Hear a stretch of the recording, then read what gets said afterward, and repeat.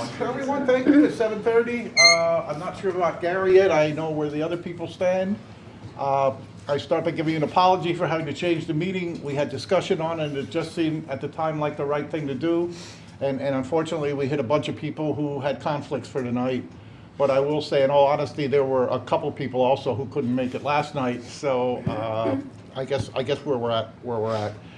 Also, we have a new face or two at the table, and so maybe people would like to just introduce themselves and let them know who you are, where you're from, and we'll start with there. You want to start, sir? Sure. Everybody knows you, I think. I know. Everybody knows me, tired of me. No, I'm kidding. I'm joking. I'm Dave Hauser. I am the middle school principal. Good to see everybody. I'm Dan Williams. I'm the new assistant principal at the middle school and the high school. And I'm just Jamie Bigley. I just teach first grade. It's never just Jamie. Hey, look. Eric Hill, the Director of Technology. James Schneiderwright, I'm the principal of Peters Elementary School. Good evening, Lori Bali, principal of the high school. Are we keeping going? Chad Christmas, Board Director. Gail Doucette, board director. Christopher Mann, Director of Operations. Happy New Year, everybody. Tanya Stoker, Assistant Superintendent. Matt Green, school board member. And Shelley Dada, the director of special education. Okay. Let's see. Bob's not here. Gary's not here. Chad, it's nice when you have a first name that's early in the alphabet. So you're next. All right, I guess we'll open it up and turn it right over to Dr. Stoker. Thank you very much. The first item that we have in the agenda this evening is the Firefly Pilot. This is a new tool that the Pennsylvania Department of Education has put out. It's a free benchmark and formative assessment tool. Originally, this is something that we were not looking to move towards. However, it's aligned to the PA standards, it's aligned to the PSSA's and Keystone content, so we do want to get a feel for what this would be. It's an online computer adaptive single session test, and it's something that our teachers can use for feedback. So we're not looking to do something very widespread with this, but we are looking to pilot it for this year. Currently, it's being offered in ELA grades 3 through 8, math 3 through 8, algebra 1, and literature. So what we are looking to do is start with a very small pilot. It would be in a middle school intervention group with Mrs. Bariana, and then we would expand from there. So we would look and see what type of feedback we can get and how we can use that data to help inform instruction. And then when we move into the next semester at the high school, when the blocks change, we would be potentially looking at pushing this into the Algebra 1 at the high school to see if we can get some data back there, and then also use that for instruction and to help inform the teachers in the classroom when they're working with students at the high school. It uses a platform that currently exists for the CDTs and for other testing, which houses WIDA, it houses CDTs, it houses some other things that we have to do for the state level. So it's not a new platform, but it is a new tool within that platform.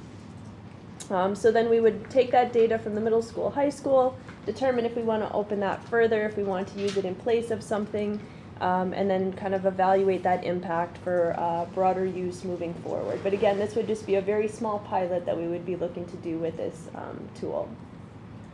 Dr. Stoker, I apologize. Can you explain, I don't what is it? Like, what is the program? And I apologize if you had. So currently the state has CDTs, and that's a benchmarking tool that we can give 3 to 5 times a year. It's similar to that because that's highly aligned with the PSSA's and Keystone exams. However, that's something that you would just benchmark kids with, and you would use that. It's a longer assessment. This would be a shorter assessment. It can be used for benchmarking, but it can also be used more regularly for feedback. So teachers can look at that data and they can determine if they're not hitting certain standards enough, or if students aren't grasping certain information, and they can use that in real time to adjust instruction. So, and maybe I'm conflicting them and don't understand it, so I apologize. Is it IXL Yeah. is being used for the math programs now, Yes. right? So would this potentially get rid of one or the other, depending on what we're talking about? We're not going to add another benchmark, correct? So it could potentially get rid of it, but we don't know where we're going with it yet. Okay. That's why we want to do a pilot. So similarly in Slatington, we had STAR, we had IXL, we had different tools that we were using there, and eventually we kind of whittled those down to find the one that was most appropriate for us to use there. And now we've kind of gone IXL across most of the district. So this is just, again, another tool, and we're looking at how this may help teachers in the classroom, help understand what students are learning.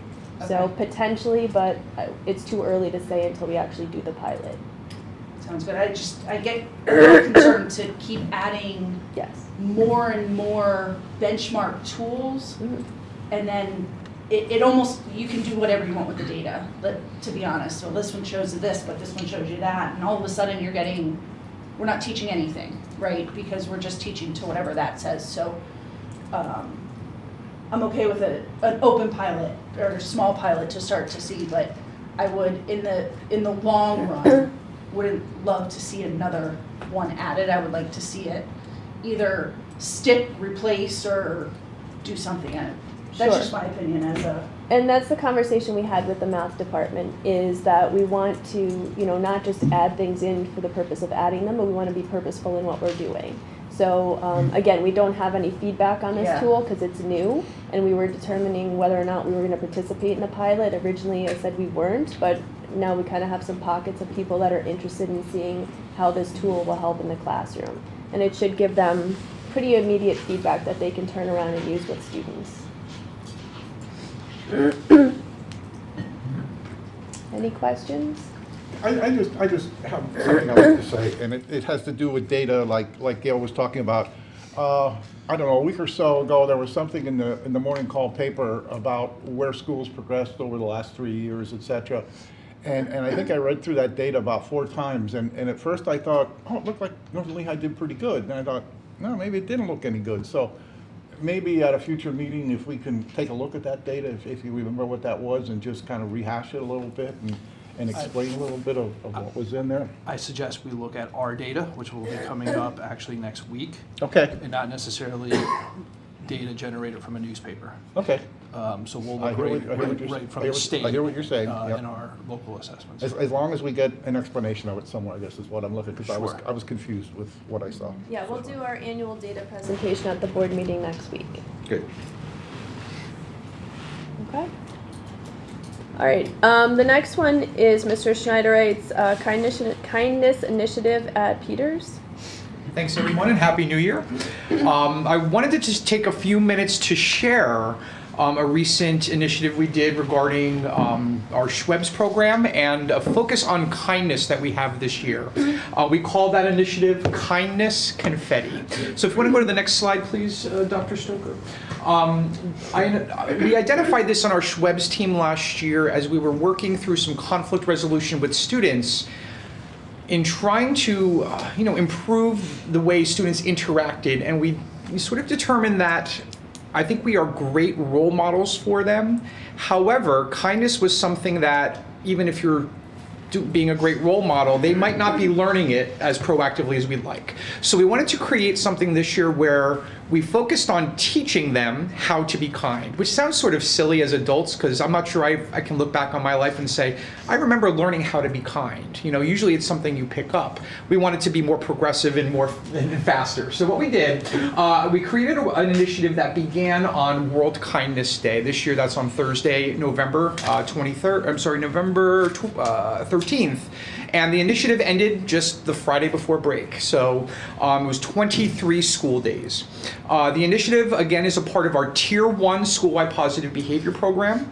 And the initiative included, it wasn't just telling students to be kind, it was really a teaching aspect, as our Tier 1 programs always should be. So we did daily teaching of lessons, a weekly theme, and a true full month plus focus on kindness. So to go over some of the themes we had during that time, week 1, we started with basically identifying what kindness was.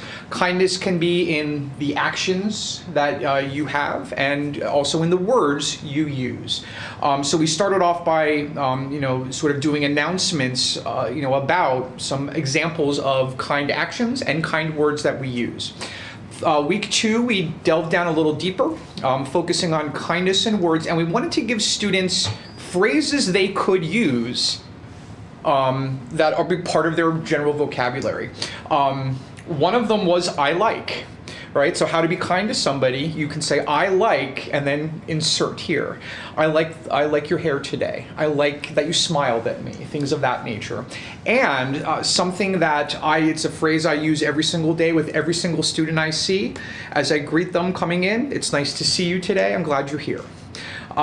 So, one of the things that we asked students to start doing was telling other students how they felt about them, that they liked that they're there, that it's nice to see them, and to say something nice about them.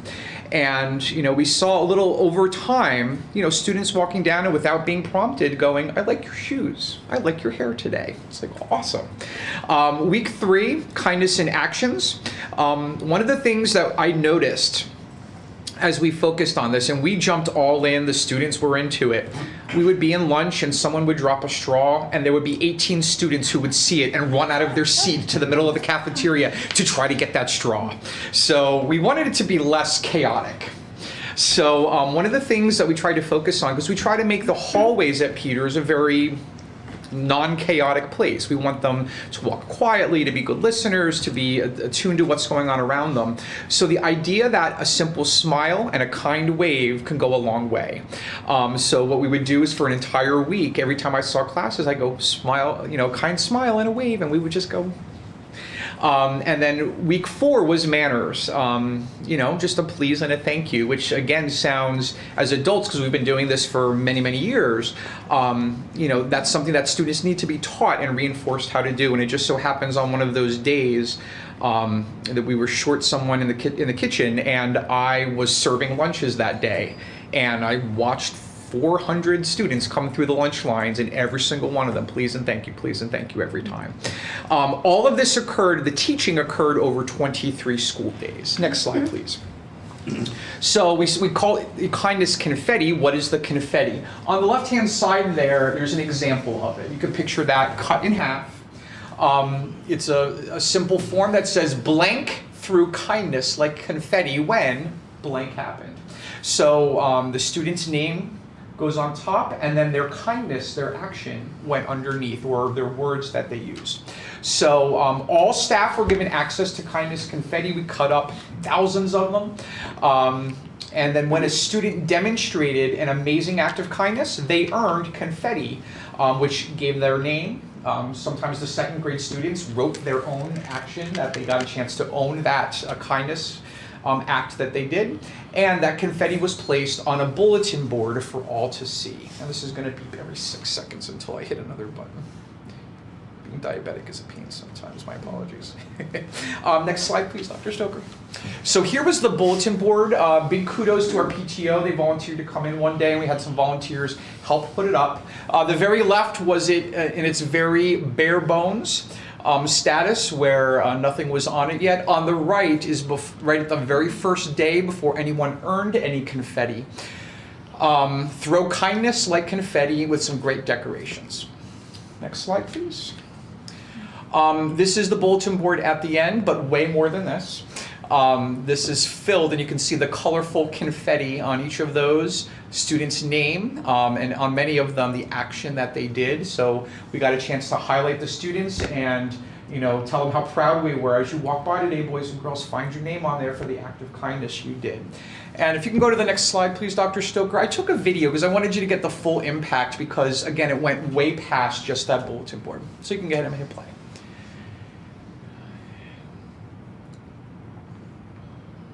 So as you walk around Peters now, Dr. Stoker got to see it today because she came for a visit. It's a pretty cool sight as you walk down the hallway, because our hallway is, in a beautiful way, littered with confetti. And every piece of confetti is an act of kindness that occurred at Peters Elementary School over the span of those 23 school days. Up the hallway, the way to the library, around the library, and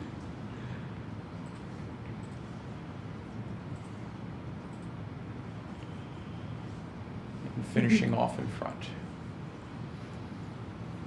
So I think it's like a 50-second video just to take it. I was going to try pictures, but I didn't feel it would encapsulate the true impact of it. So our final slide, please, Dr. Stoker. The outcomes of this initiative. I haven't had a chance to really talk to the staff, although I talked to Mrs. Bigley today, and as far as I'm concerned, it was a very successful initiative. Some of the things we know, during the 23 school days, we had 389 recognized acts of kindness, which averages out to about 17, it was like 16.1, or 16.91, excuse me, acts of kindness per day, which are now littering our walls. And one of the things I wanted to share, I had a conversation with a PTO member. This is a PTO member who's been a longtime PTO member, who's been in our building for years. And she was there on a day in which we did our holiday shop and was volunteering, and she just came up to me and said, the students are just amazing this year. I said, yes, they are. They're amazing every year. And she said, it just felt different. So I gave her some more details. She actually isn't a parent at Peters anymore. She's a parent at Slatington only, as her children are out of the lower elementary school. And I told her about the kindness initiative we did, and that's really a focus of ours. I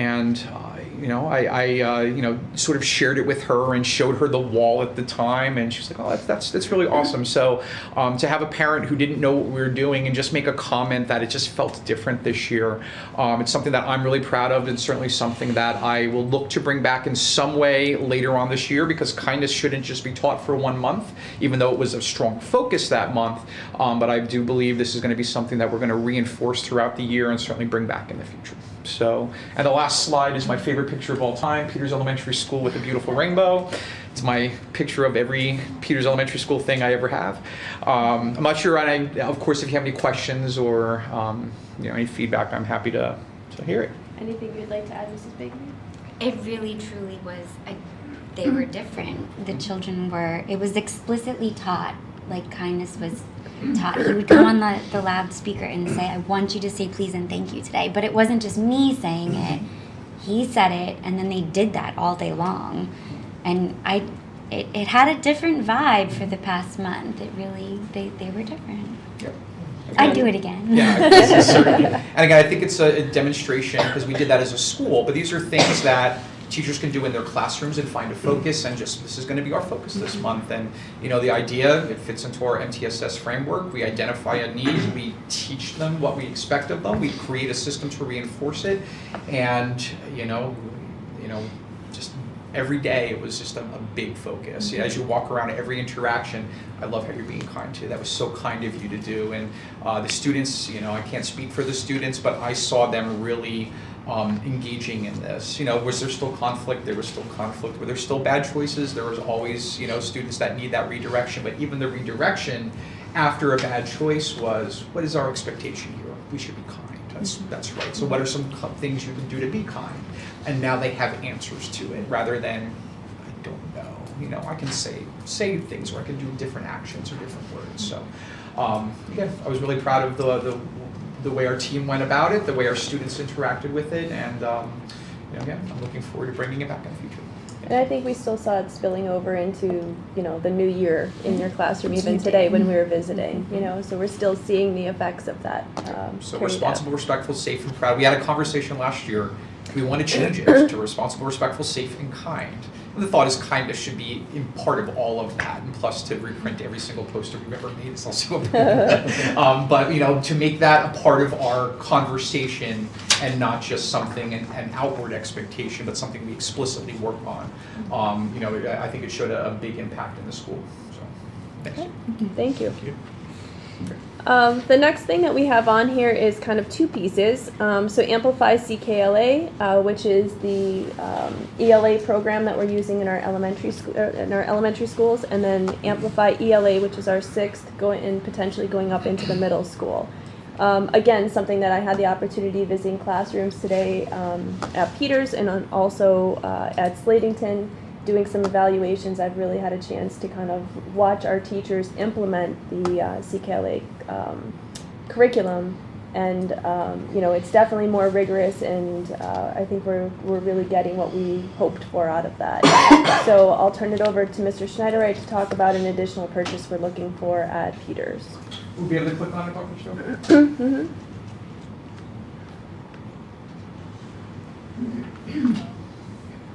Let's see if I can make that bigger.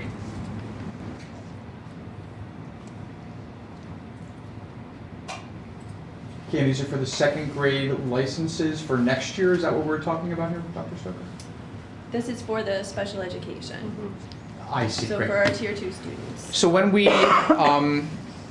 when we looked into, the program, we tried our best to figure out exactly what we needed, right? And in doing so, put together plans. Some of the plans that we've realized we needed something different with the program were related to our our special education students. We do have a couple of classes which are teaching multiple grades within one classroom, which is requiring the additional need of resources. For example, we've got 2 special education teachers that teach K1 and 2, and one that teaches 1 and 2. And the resources they're using right now, and they're borrowing resources from other teachers to be able to do all 3 things that they're trying to do. So in speaking to Mr. Pine, we are able to stay afloat now, but it's been a very big challenge. And obviously, as we look ahead, there are no plans immediately or there are no plans to adjust what happens in those special education classes, and we want to make sure those teachers are set up for what they need for success. So obviously we're looking at purchasing extra licenses, extra resources for teachers to be able to do what they have to be able to do with those students. Okay, and the quote that we have there is for right around $8,000, and this would come out of the Director of Educational Technology Curriculum and Instruction budget. Any questions on that? Are we okay moving this for a vote to next Monday for the board meeting? Do you want to add anything, Shelley? Are you good? This was just materials that the regular ed teachers had received, but the special education teachers did not receive. And because we were in a primary grade level, we want our students to be exposed to the regular education curriculum as well as have interventions. So this is just allowing them to have the materials and the licenses that they need in their special ed classes to have our students be exposed to all the general education curriculum. We're okay moving that forward? Just real quick, is this a one-time thing, or will there be any recurring fees with? So yeah, I think the only thing that would be reoccurring is the licenses, which is the same for regular education students. So typically what you have is you have your licenses, and then you also have the teacher materials.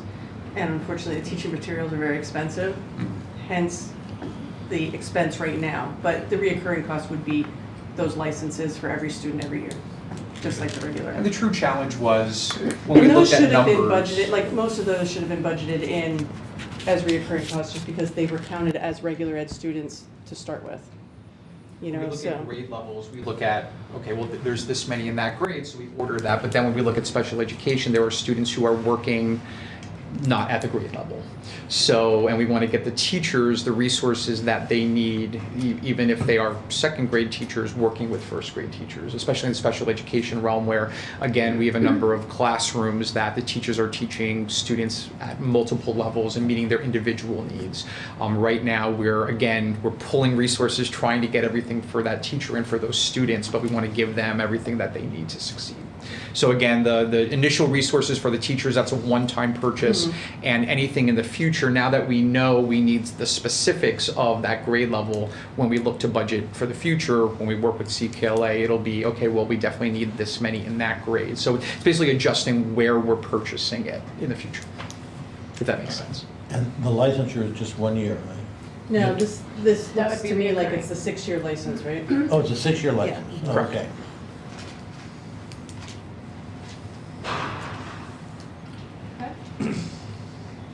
Okay. No. The next one on the agenda is, when we originally talked about this, one of the things that the board said is, you know, if this program is going to be what we think it's going to be, we'd like to see it continue into the middle school. So we've been having those conversations about a middle school expansion. So I'll turn things over to Mr. Hauser. Sure. Thank you, Dr. Stoker. Good evening again, everyone. Just like Dr. Stoker said, this, you know, the middle school moving toward the Amplify program will bring some continuity within the same program up to 8th grade, which is nice, because then when you get into high school, you start getting more advanced literary studies in your ELA classes as opposed to the fundamentals. So you start getting much more novels-based, much more high literary-based in some cases. The middle school curriculum is, right now, it's a solid curriculum the way it exists right now, but I think it's definitely capable of more. The best way to describe it is as a mishmash. And what I mean by that is, as we've had different curricula from over the years, we've just kind of kept the better stuff in there, and that's what's presented to kids. So there's good stuff, it's just not a cohesively structured linear program. And I think Amplify will do that. One of the things that we don't tend to talk about when we look at programs is the quality of the text that you're presenting to students, because sometimes with prepackaged curricula you get things that are kind of dry. One of the realities is you have to pay for publishing rights if you're a publisher selling the stuff, and you don't always get the best stuff. What I will say is Amplify has some really good stuff. English teachers reviewed it. I'm a former ELA teacher, so I can be a little snobbish on what I pick and what my preferences are as far as what makes, you know, good stuff. But there's really good titles in here that I think are interesting, engaging, and lend themselves well to a really nice, tight curriculum in both 7th and 8th grade. The other nice feature of this is that the Amplify program is 6 to 8. So there is a 6th grade version of this. That if the board, I know there's the talk of realigning grade levels, making middle school possibly 6th grade if the board goes that route. It would be very easy to make this program work within the entire building, giving good continuity, good scope and sequence for a true middle level program once we get to that, if the board wishes to go in that direction. So I think it sets us up nicely with other possibilities in the future as well. Where we stand right now, the ELA department has reviewed the content of the Amplify, so they're not surprised by anything. They know what is coming, and I'm planning at in-service days as we get into the spring to give time for preparation for that, to really delve into the requirements of the Amplify curriculum, what's needed for instruction, what's needed for assessment, and then getting more familiarity with the content that they need to express. What I also like about this is that the program has some flexibility. So we're not completely bound into doing exactly what is an Amplify every single day. There's flexibility that it's not like we have 180 days of school and 180 individual lessons we have to get through. There's flexibility built into that. For example, as we choose certain lessons, we may choose to only use 100 days of the Amplify so that we can still do established novels that are typically part of what middle schoolers learn. For example, like The Outsiders, The Hunger Games. These are good, high-interest young adult novels that are relatable and relevant to kids. So I like that flexibility is also in there. So I'll take any questions about where we are, where we're going. And just to reiterate, right now we do have CKLA K to 5. 6th grade is the ELA program. So this would be this would be continuing that 6th grade into 7th and 8th grade. So the students moving up into 7th grade would have that continuum. This was part of the conversation when we initially adopted Amplify CKLA K through 5. Some of the school board members had requested that we explore this to continue the continuum through the middle school years. So this is what we're bringing back to share with you this evening. So the costs that are up here, we have 7th grade and 8th grade broken down. It's about $17,000 for each of those grade levels. They come with professional development components, which are listed there as well. And so the grand total that we would be looking at is right around $41,000. Again, this is something that would come out of the Director of Educational Technology Curriculum and Instruction budget. And this is something that we've been discussing and planning for as we look at curriculum on the curriculum cycle. Also for a 6-year, Yeah, a 6-year cycle. I think this one's 5 years. All right, But, yeah. that makes sense. It would be a 5-year cycle, so we would have the same expiration time as the current packages that we have. So, just real quick, does that also include the special education in the middle school as well? Not that we going through an addition like we're just, does that include everything? There's So no, we had a conversation about that, and the elementary with those primary kids are the ones that we want, by the time they get to the middle school, they're often multiple grade levels behind. If not, we are including them. So they would be included in those students that are special ed, that are included in their reading classes, but those that are actually pull-out are receiving the Read 180 System 44. Okay, so that's their reading series. That's not available at the primary grade, if that makes sense. In the primary grades, we don't have anything because they're just learning their basic reading skills at that point. So we want them to be included in the knowledge of those skills. When we get to the middle school, if they're only a grade level behind, they're typically included. If they're more than that, then they're still working on those basic skills that are like phonics and things like that. So we discussed it and saying that at this point, we don't feel like that would be money well served to add them to this middle school level, if that makes sense. I know I kind of talked like. I think for everyone, but Mr. Chrisman, to your point in particular, when we share our data presentation next week and we talk a little bit more about what we're already seeing with CKLA at the elementary buildings, I suspect everybody's going to be very pleasantly surprised with what we're predicting with referrals to special education related to literacy. are we currently under a license agreement under a different program right now that's expiring and that's what's triggering this, or? No, at the middle level, it was actually, why we started to explore it much more rapidly than we initially thought we would, was because of the conversations that we had going through the elementary vetting process and the conversations with the school board about, please start looking at this at the middle level. So that was kind of the genesis of maybe moving this a little bit more quickly than our initial timeline. And can you confirm the 6th grade program? What are they currently using? So it's all under Amplify. K through 5 is CKLA, 6, and then what would be 7 and 8 is ELA. So 6th grade is already on Yes. Amplify ELA? Yeah, Thank it's just you. called ELA, not CKLA. Got it. So this is just adding 7th and 8th. So now it'll be continuum K through 8. Correct. Is what we're, got it. Thank you.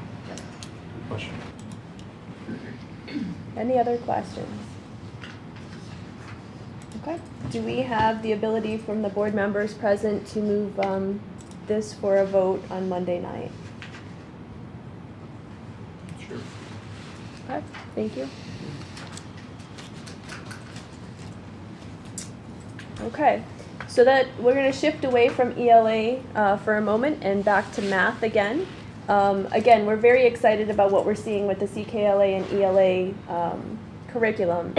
And now we're also trying to shift and look at our math curriculum as well. So I'm going to turn some things over here to Mrs. Bigley to start talking about that. I I was asked by Mr. Pine, along with Lissy Fry from Slatington Elementary and Amanda Bariana from the middle school, to attend math workshops. There were 4 of them scheduled during the school year. And as the math department leader, I was very eager to go. They were sponsored by the IU, but the IU paid for a program called InnovaMath to present these math strategies, which I knew nothing about.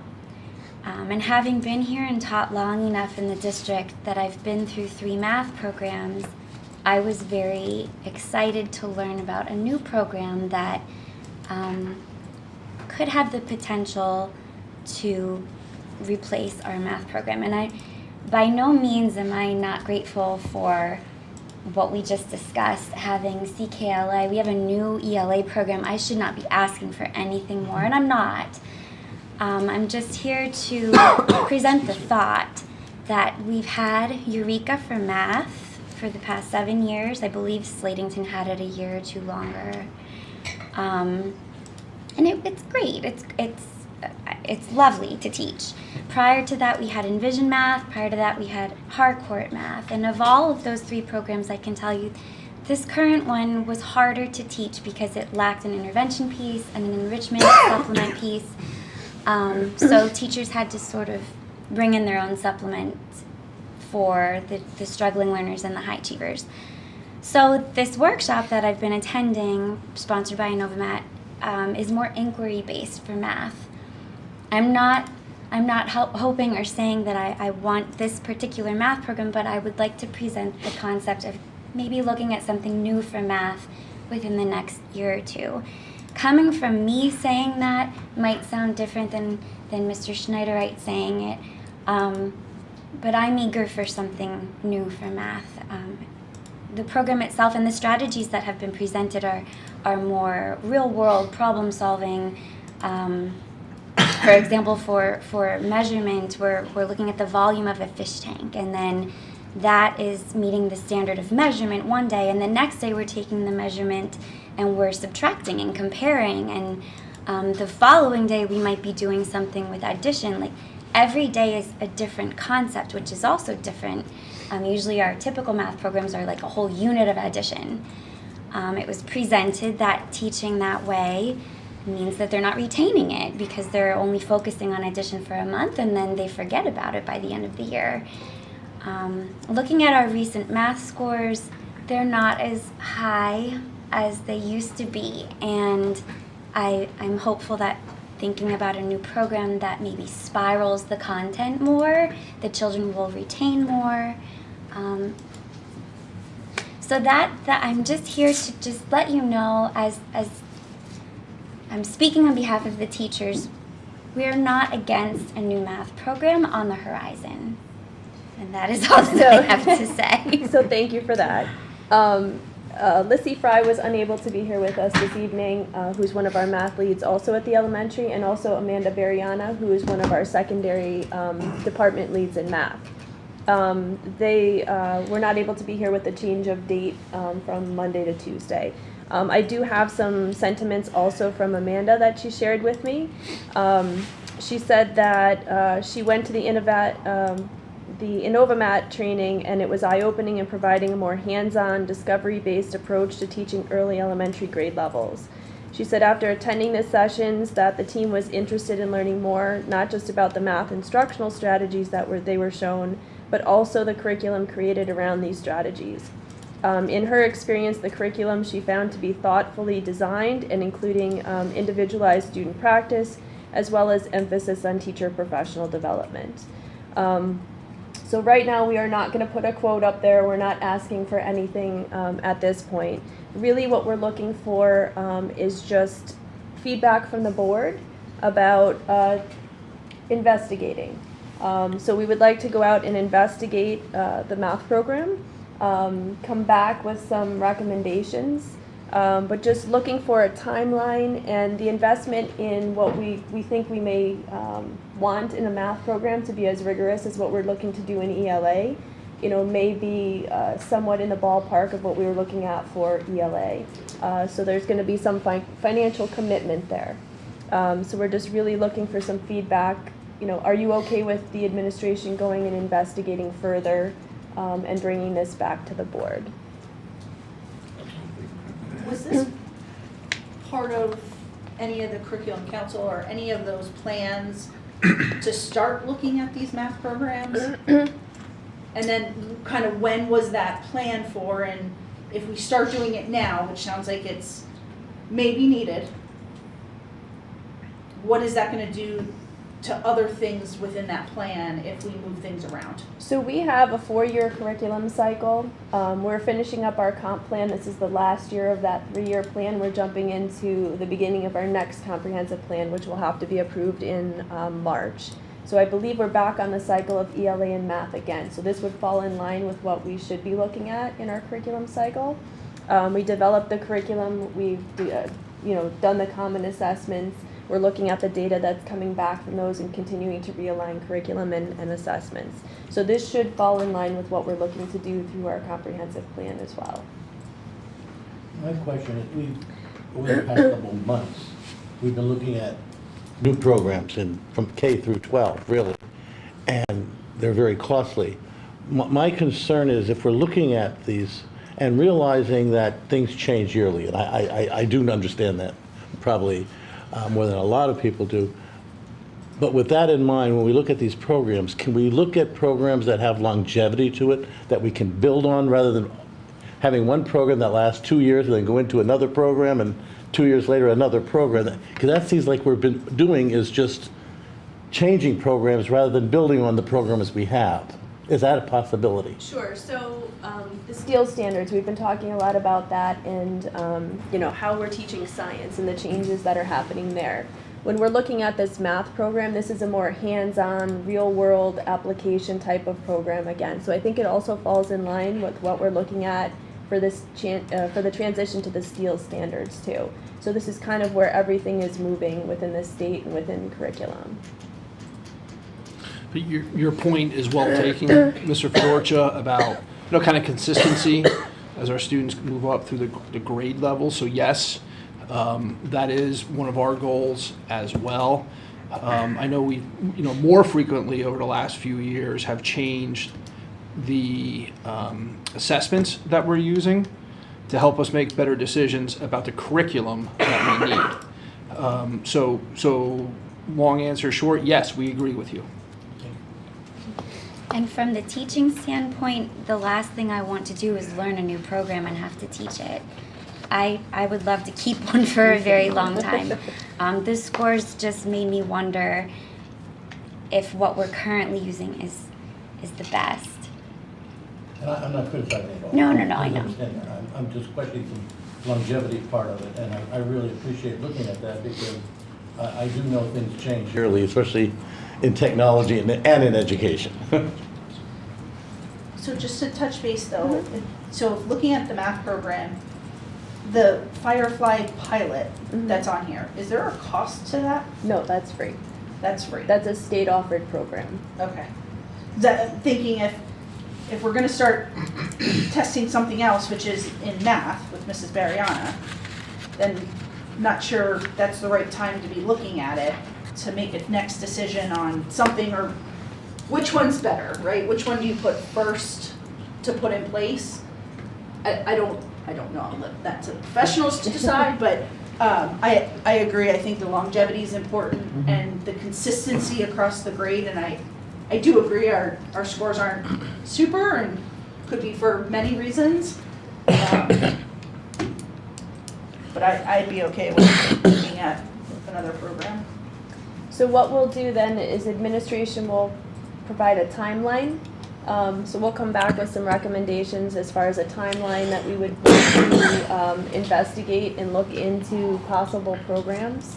We'll bring that back for consideration at one of the upcoming education committee meetings, and then we'll put a team together to investigate that. Okay. Great. That's all that we have on the education committee agenda this evening. Is there anything else anyone has? Okay, Mr. Tessman, if you want to close Then it. if there's nothing else, there's no questions, anyone? We'll move on to the next committee meeting, and I'll turn it over to Mrs. Huzak. I will open up the policy committee meeting, turn it over to Dr. Baker for, looks like, a lot of updates. I think we're one less than last month, last time. All right, so we have 11 Nice. policies to go through this evening.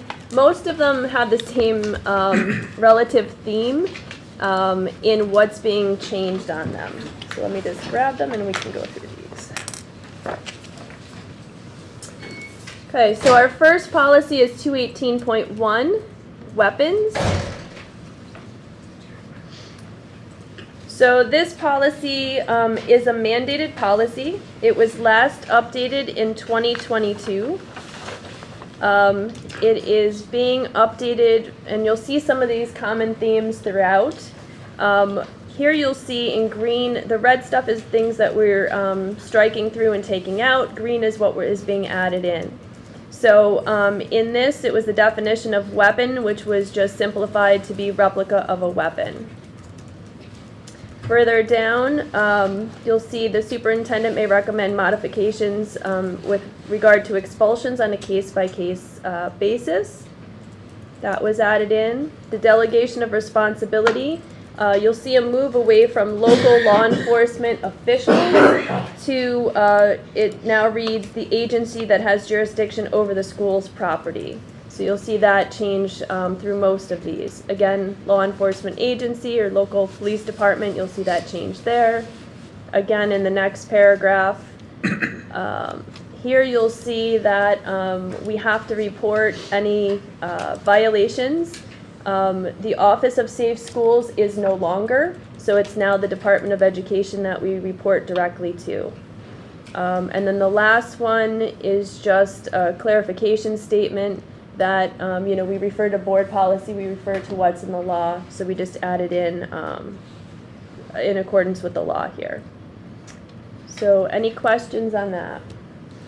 I just have a question on the superintendent possible modifications. Does that put us in any kind of difficult situation, or let me rephrase that, does that put Dr. Link in any kind of particular concern? Because there's, when we look at policy, we like to see it black and white. I understand sometimes modifications need to happen, but this is a pretty specific one. Does that open us up to anything by putting that comment in there? So this gives him discretion on a case-by-case basis, as long as we are, I think, equitable across the, you know, violations or groups of people that, you know, demographics that violate. I think then we're protected. Do we put that in? If I would not make a recommendation to vary from the policy unless there was extreme kind of mitigating factors. Because ultimately, it wouldn't just be exposure to myself as the superintendent, it would be liability for the district and the board. So that being said, all of that would not occur until there would be some significant consultation with our legal counsel before I would make a recommendation like that to the school board to stray from a policy. Technically, it wouldn't be straying from the policy because the policy is giving me the authority to make the recommendation. But I would still make sure that, you know, we are not treating students differently, especially when it comes to factors such as, you know, race, gender, that type of stuff, any of the protected classes. You know, that's just not allowed. Yeah, it's just, anytime we look at the potential for modification to it, it throws up a red flag for me, and I personally don't love seeing that in the policy, but can understand why we might do it at times, but I can tell you that if you look through our policy book, many of our policies have a clause like that in it, where it has the superintendent can make a recommendation to, on like a case-by-case basis. Residency for issue is one of those as well. Or another one where we could say, well, because of this particular circumstance for this family, we're gonna grant a residency variance for whatever the reason is. You know, but my starting point is always within the letter of the policy. Any other board members or anybody else, any questions before we ask for it to be moved forward? Good to move it forward? All right, the next policy is terroristic threats.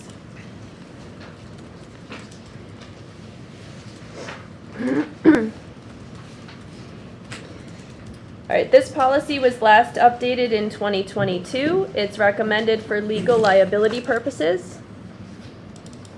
That first green highlight that you'll see there is really just a title change from board member to school director.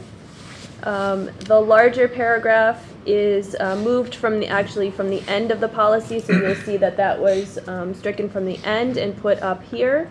So this is just in following, very similar to the last policy. It talks about authority, but then it also talks about students with disabilities, and it's just following that same kind of pattern of where that is.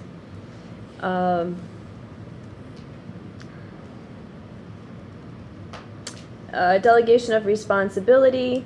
Again, law enforcement officials or law enforcement agency has been changed to law enforcement agencies having jurisdiction over the school property. You'll see that here again at the bottom of page 2. You'll see it again at the top of page 3. And then, as we said earlier, the reporting is no longer to the Office of Safe Schools, it's just generally to the PA Department of Education. Any questions on that?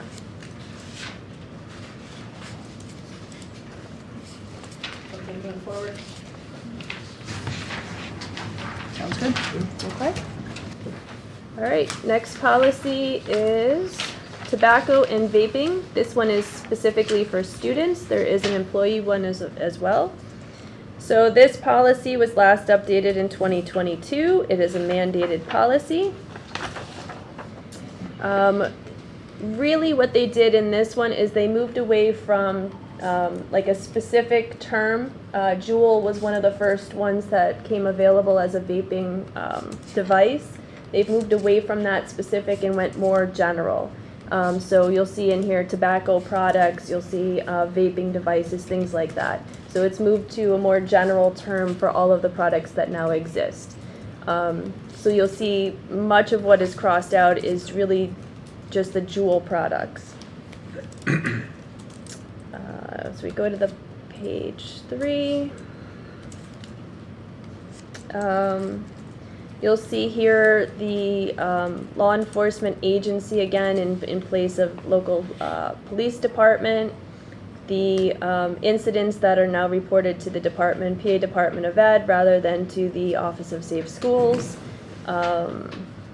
More about the law enforcement agency.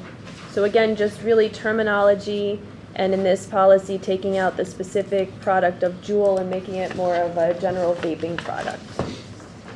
Any questions on that? Are we okay to move that for first reading for next Monday? Yes. Okay. All right, the next one is tobacco and vaping, only this time it's for employees. So you'll see much of the similar changes in this one. This policy was last updated in 2022. Again, it's mandated. It went again from Juul to just more general to tobacco products or vaping devices. So you'll see that all stricken from here. When we get down to the bottom, again, reporting to the PA Department of Education, and then taking out school police officers, local police department, making that law enforcement agencies. So again, very similar to what we have changed in the student policy. Any questions on that? Board members, okay to move forward? Yes. Okay, next one is controlled substances and paraphernalia. This one is for pupils.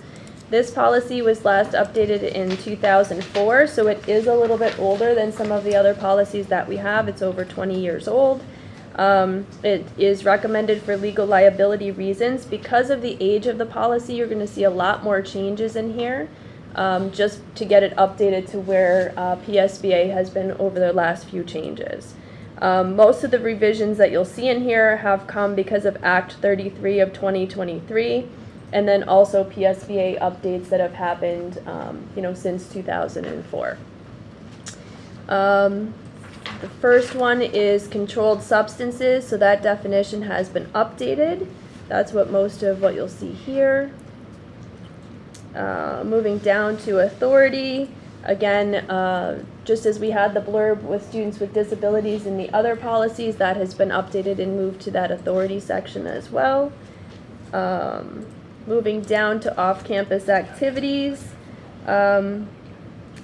this allows for things that happen off campus or en route to events, things of that nature. Under delegation of responsibility, this just says that there's going to be an AR that will follow administrative regulations that talk about more specifics within this policy.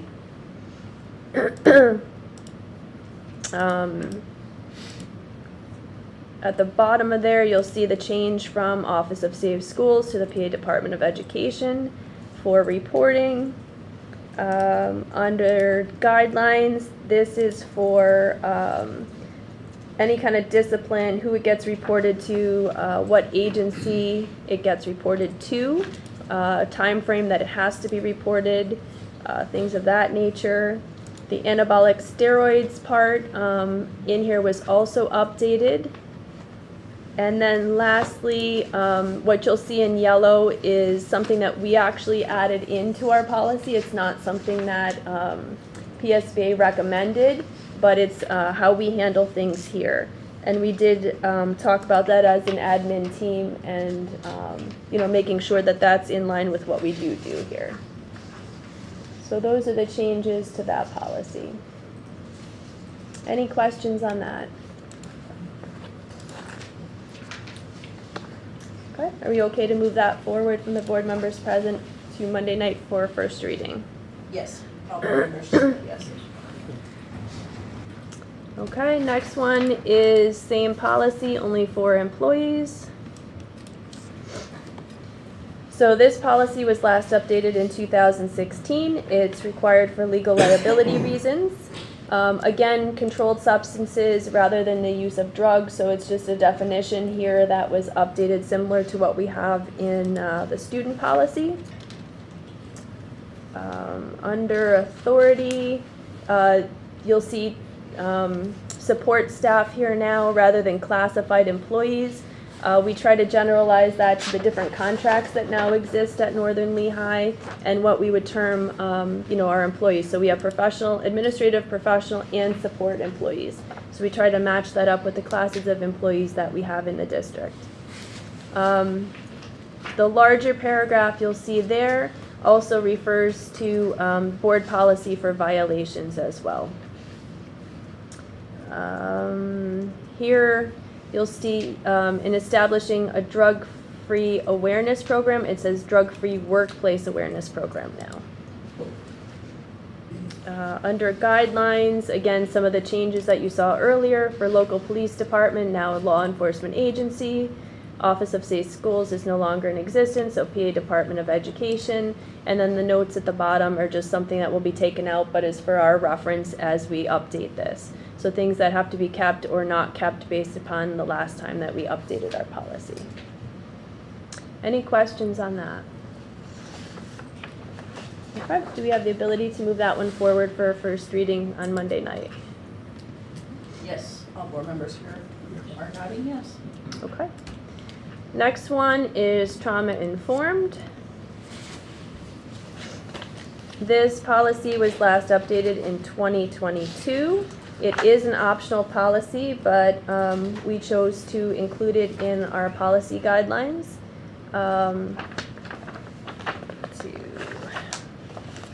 The heart of the changes come near the end. So Originally, we had in here that we would review and revise the plan annually. We're finding that the longer that we've gone, there doesn't need to be that many updates to what we have in here. So right now we have in here that we will review and revise the plan as needed. Again, we took off the Office of Safe School, and that's going to be a different reporting place now. And I think that's it. Are we okay to move that one forward for a first reading?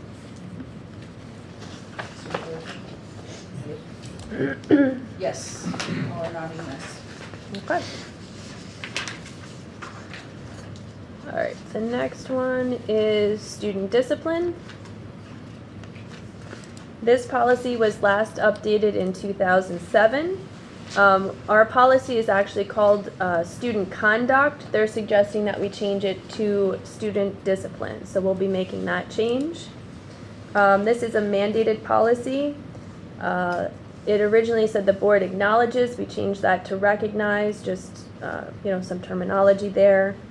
The authority that gives the board the ability to handle incidents of conduct or discipline. And then you'll see what's been mandated through PSBA. Most of this policy has changed. So we just took out all of the old language, we moved some things around, and are really just following the delegation of responsibility, referral to law enforcement and reporting requirements, and other items that came as the law changed. So we're just updating that in accordance with PSBA's recommendations. Any questions on that? Are we okay to move that one forward? Yes.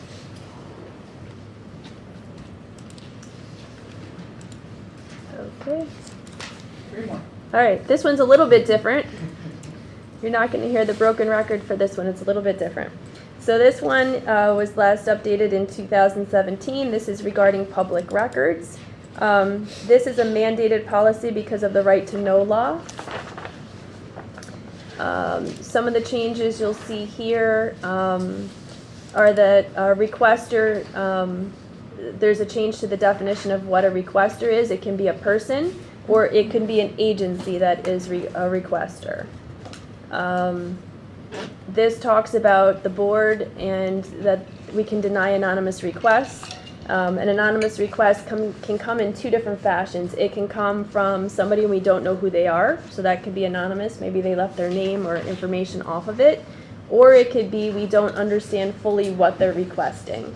So we can go back and we can actually ask for more detail for what they are requesting.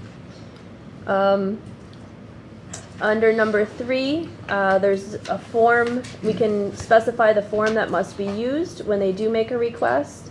If they don't use the proper form, then we don't have to acknowledge the request or follow through with the request. This changed a little bit because nobody is really faxing things as much anymore. So you can have a request that's submitted in mail, like actual snail mail, or you can have something that comes through an email address. So we have that change that's been made. This talks about the detail. It has to be sufficient to understand what is being requested. Again, we talked about we can go back and we can ask them to clarify, or if it's something that we don't have, we don't necessarily have to supply that. Under fees, we can have an AR that will describe, so there are fees that are established by the state, or we can have the board that approves reasonable fees for any of the records that are being requested by the requester. That last sentence just talks more about more detail again, granting of requests and giving copies of the records. Things should be made accessible in accordance with the law and board policy and also administrative regulations. So all 3 of those were included. And then this talks about third parties, so notification to third parties. If the district gets a request and there's a third party that's included in that request, there has to be a notification to that third party. And then there can also be appeals. This describes the appeal process when a third party is involved. Okay, any questions on that? Dr. Stoker, I wish I could be more specific. Our solicitor at LTRI-C was talking to us earlier, and they said there was just a new court case that went through, that the form got changed somehow. It's almost like you have to check, like I'm not a robot or something silly like that, but it was another form that was added. Is that included in our policy, or are you aware of that? Apparently, he said something happened just very, very recently, so. I'll say that I'm not specifically aware of that. I mean, it's something that we can look into, but I'm not aware I of that. can check it out and find out, maybe our solicitor knows, but it was something minor that was changed, and it wound up that, like of 18 requests we got, like 9 of them got thrown out because they didn't fill out the form right or something like that, so maybe we can just take a look at that, that's all, and add it to the policy, or to our form, if that might be more appropriate, so. Do you want to address anything? I think that was in response to school districts were receiving a flurry of right-to-know requests from almost like a generator site, where people would send it to this site, and then it would just plug in information as to who it was coming from. And then they would forward that out to the districts. It had a person's name on there, but that person was not an actual person. Yeah. And as districts started to dig into it a little bit more, we were like, this is not. They were denying it because it was not actually coming from a requester. Yeah. Yeah. Okay, that's the same law that we were talking about then, I'm not a robot, whatever, Yeah. so. Okay. Any questions on that? Are we okay to move that one forward? Yes. Okay, last one. Oh, sorry, 2 more to go. Child abuse. So, policy 806 was last updated in 2018.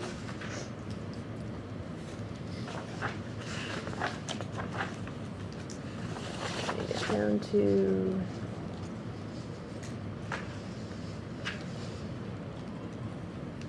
okay, so on this page, page 6, is really where you see the heart of the changes. This talks about the annual notice, that we have to put out an annual notice, inform students, parents, guardians, contractors, volunteers, staff regarding the contents of this policy, so that Act 126 training has to happen, people need to have clearances, things of that nature.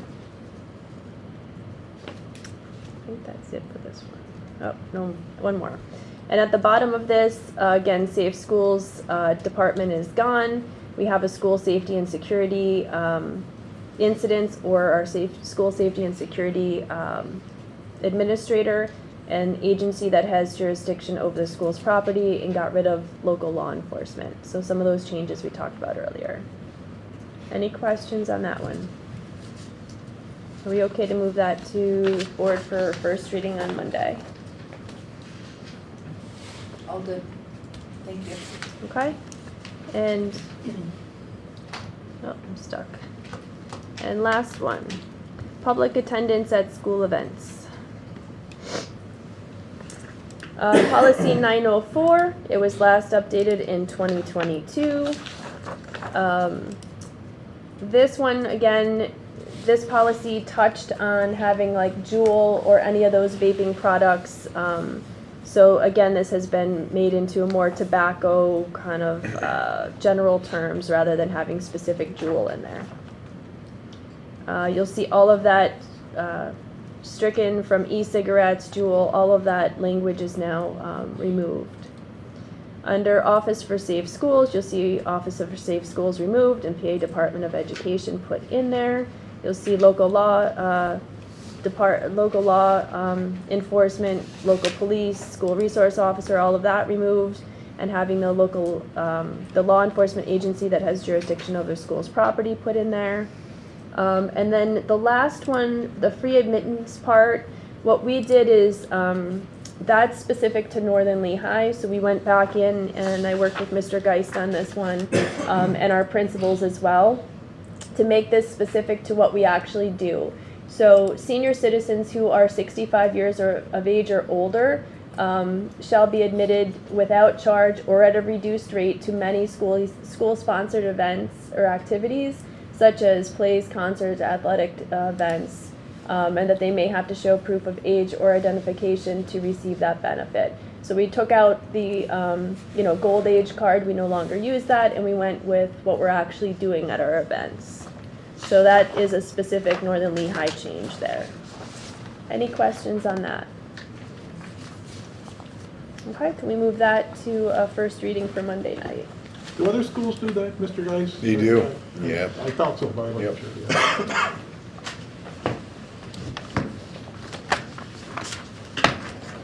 Good? All right, more policies, or are we good for that? Yeah, I said, do you want more, or are we good? All right, thank you for going through those. I know we had a lot this evening, but appreciate it. Any other updates for policy? I'll go ahead and close policy and turn it over to Mr. Chrisman for technology.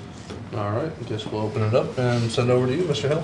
All right, good evening, everybody. I just have a quick update tonight. Just wanted to let you know, over the last month or two, our technology department has been working on the installation of PCCD security cameras. These were purchased through the PCCD grant. When we get PCCD funds, we usually sit down with Chief Jones, the SPOs and building principals, try to decide, where we're going to install new security cameras. So recently we installed 12 of these PCCD cameras. We installed 8 of them at the high school. This included inside and outside building locations. We installed 2 cameras at the middle school. They were both outside locations. 1 camera was installed at Slatington Elementary. It was an outside camera, and 1 outside camera at Peters Elementary School. The camera installation does take a lot of work on some of these cases. One of the outside cameras at the high school, in fact, we work with Mr. Mann's department, the maintenance department, because we had to coordinate renting a lift. They were renting a lift for other purposes, so we did our work that same week so we can utilize that lift to get up to the location that we needed to. So our staff does all the every time we put one of these in, we have to do licensing, we have to program it in the system, and then we also have to pull wires and things like that. So it's a lot of work. So we installed those 12 cameras, and we still have 3 remaining security cameras to be installed that we have. They're going to be installed at Bulldog Stadium. So we'll get to that when time and weather permits. So that's the only update I have today. Any questions? Okay, that's all I have. Thanks. All right, so we'll close that out and send it over to Mr. Schwartz. We'll open up the building and grounds, and I will turn it over to Mr. Mann. Thank you. Good evening, everyone. The first on my agenda is the update for NRG's service contract. This is a contract that they will only allow us to get it on a 1-year basis. Most contracts we try to get longer. This is one that we can't. NRG is the company that updates our software and the integration between our HVAC system and our laptops. So last year, our contract for 1 year was $6,703. For 2025, it's going up $104 to $6,807. I'm asking the board on your approval to have it for Monday for board approval. Any objections? Questions first on it? Put it on. Probably one of the cheaper increases we're gonna get, huh? I think everything, well, that's the benefit of going 5 years, because you can kind of negotiate what that increase might be for 5 years. When they do it every year, we can't really negotiate too much. Yeah. Yes, thank you. Next on my agenda is Spot Stevens and McCoy. So this is a proposal, so with the asbestos removal at the high school for the tiles, It's the asbestos abatement. We needed, which unbeknownst to me and most of us, we need a certified asbestos project designer. Luckily, we already work with Spot Stevens and McCoy. They're the company that does the inspection at the high school to make sure that our tiles are remaining safe. Dave, who's one of the workers, he is a certified asbestos project designer. So I asked Spot Stevens and McCoy to give me a proposal for them to handle the asbestos side, the asbestos abatement side of the grant. It's very detailed for what the state needs from people. And I don't feel that the school or myself wanted to take that on. So along with the rest of administration, we kind of said, I think it would be a good idea for Spot Stevens and McCoy to take that section. So for the total cost, so for task one, they're actually going to do the bidding themselves. They're going to write the bids, what the contractors have to have for the bids, the state certifications that the contractors need to even hold, to apply for the bid. So that's $7,000. They're also, throughout the job, they're going to be on site doing daily tests, which is required by the state. That's task 2. So it's they're estimating it's going to take 25 days just to remove the asbestos mastic. So that's the $32,500. And then the third is they're actually going to be the liaison for us. They're going to, because they know what everyday work has to do, what each contractor has to do every day, how they have to remove it to abide by state law. That's the $5,400. This is all covered by the grant. We don't have to pay any of this. It's all covered in the grant that I had got from the state. So it's more or less information to inform you that we're doing this with Spot Stevens. Bless you. Sure. Excuse me, thank you. Is there any questions? Because this is considered a service, we do not have to go out for bid for this particular work, because it's considered a service. Mr. Mayor? The cost of the service is not taking away the amount that we're able to do. No. Okay. So this was all, it was figured in my cost with the abatement, because again, at that time I didn't know that you have to have it monitored. The only surprise really to me was the $7,000 for them to do the bid work. We had already kind of talked about what it would take for air monitoring at the time, so I kind of had an idea of what it would cost. It wasn't until we actually received the money that we went and dug down to the bare bones exactly how much everything was going to cost. Okay. Yeah, so it's still the same amount. It doesn't add or take away from anything that we're going to get grant money-wise. No, it's smart to go with them to cover each other's butts. Right, that's exactly what we thought. Yeah. So is the board members on the committee comfortable with this going to the board agenda this upcoming Monday? Yes. Thank you.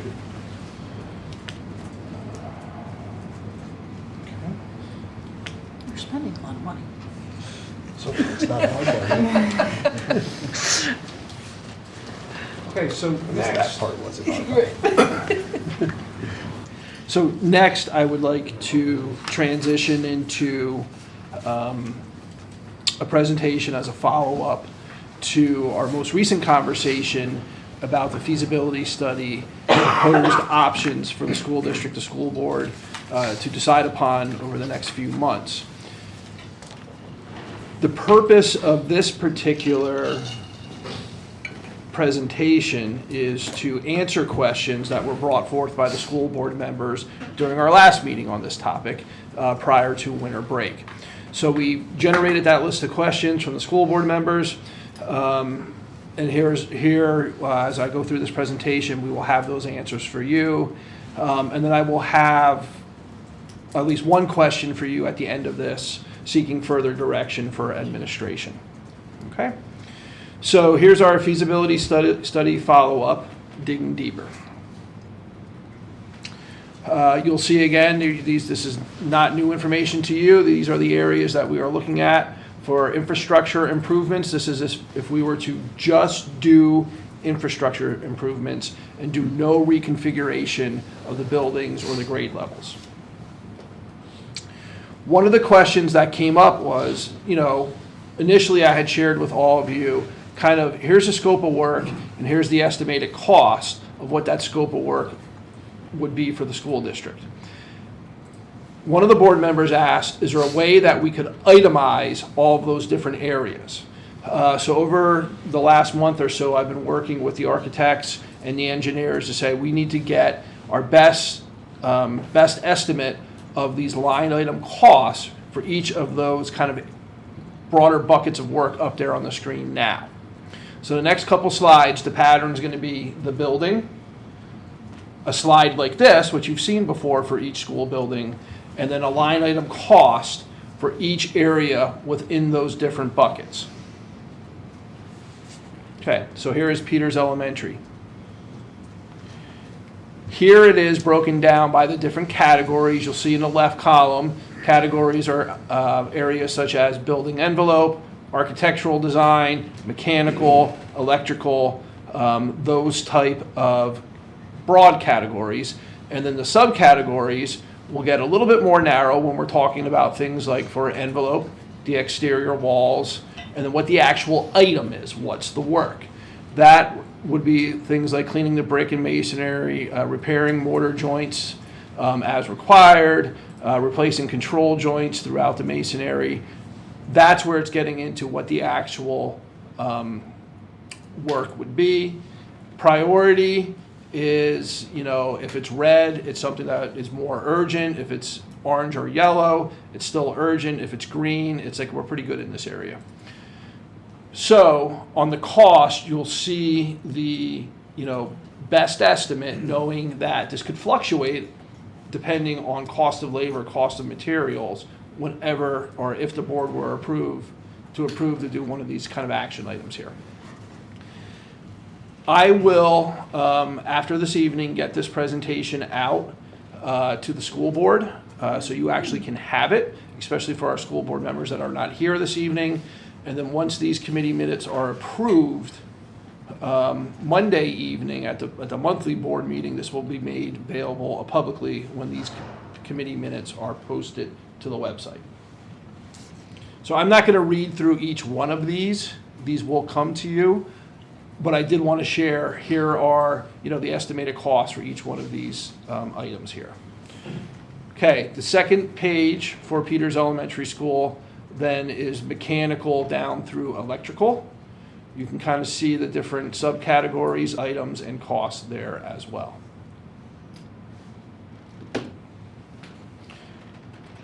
Again, this will all come to you in writing. Next, Slating Elementary School. This is a slide that you have all seen before. This has not changed. Breaking this down into what are the actual recommended action items.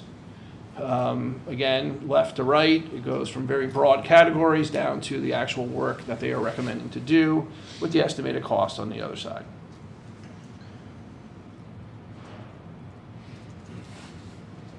You'll notice that Slatington Elementary School, because it is, one of the findings in the feasibility study, I don't think it was a surprise to anybody that Slatington Elementary School is in the best shape of all of our school buildings, because it is the building with the most recent significant upgrades to it back about, I guess at this point, about 12 years ago. Okay, the next building we have here is the middle school. Again, this slide has not changed. Here, though, what we have now is it broken down into the different categories and the actual costs associated with each item. What you're seeing here is not the cost of if we were to put an addition onto the middle school. This is just the cost of if we were to upgrade and fix the areas of need to the middle school in the existing structure.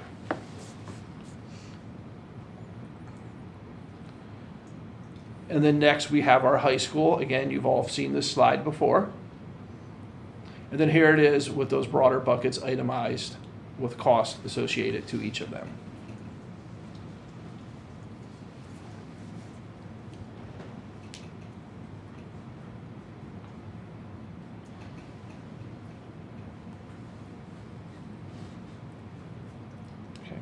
The last kind of area that the feasibility looked at as far as our facilities goes was the field house, the maintenance building, and the stadium itself. This is a repeat of slide you've seen before in previous presentations, and then here we have it itemized for you.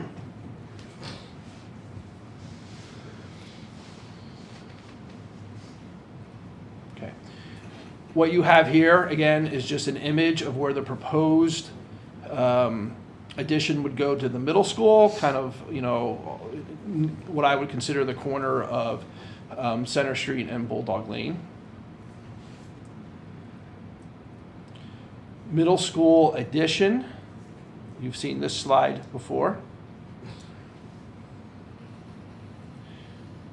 Same for Slatington Elementary School. This would actually be kind of 3 additions, which would be a kind of a you know, a primary grade addition to bring in K and most likely K and 1, and then second grade would backfill where 6th grade is currently. A new gym, and then also an expansion to the cafeteria kitchen area. Here are the costs for Slatington Elementary School if we were to do those. Now this is just the additions. The next question that was asked, so the first question was, can you itemize each one of those areas, which are the slides that I just walked you through? And then the next question was, what is the total cost if the district consolidated into a common campus and made all of the improvements? So I have that broken out for you here in this slide.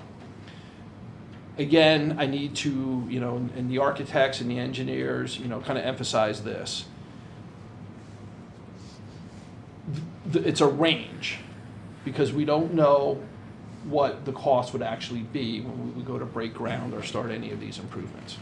But really what they used was a 3% escalator through the years.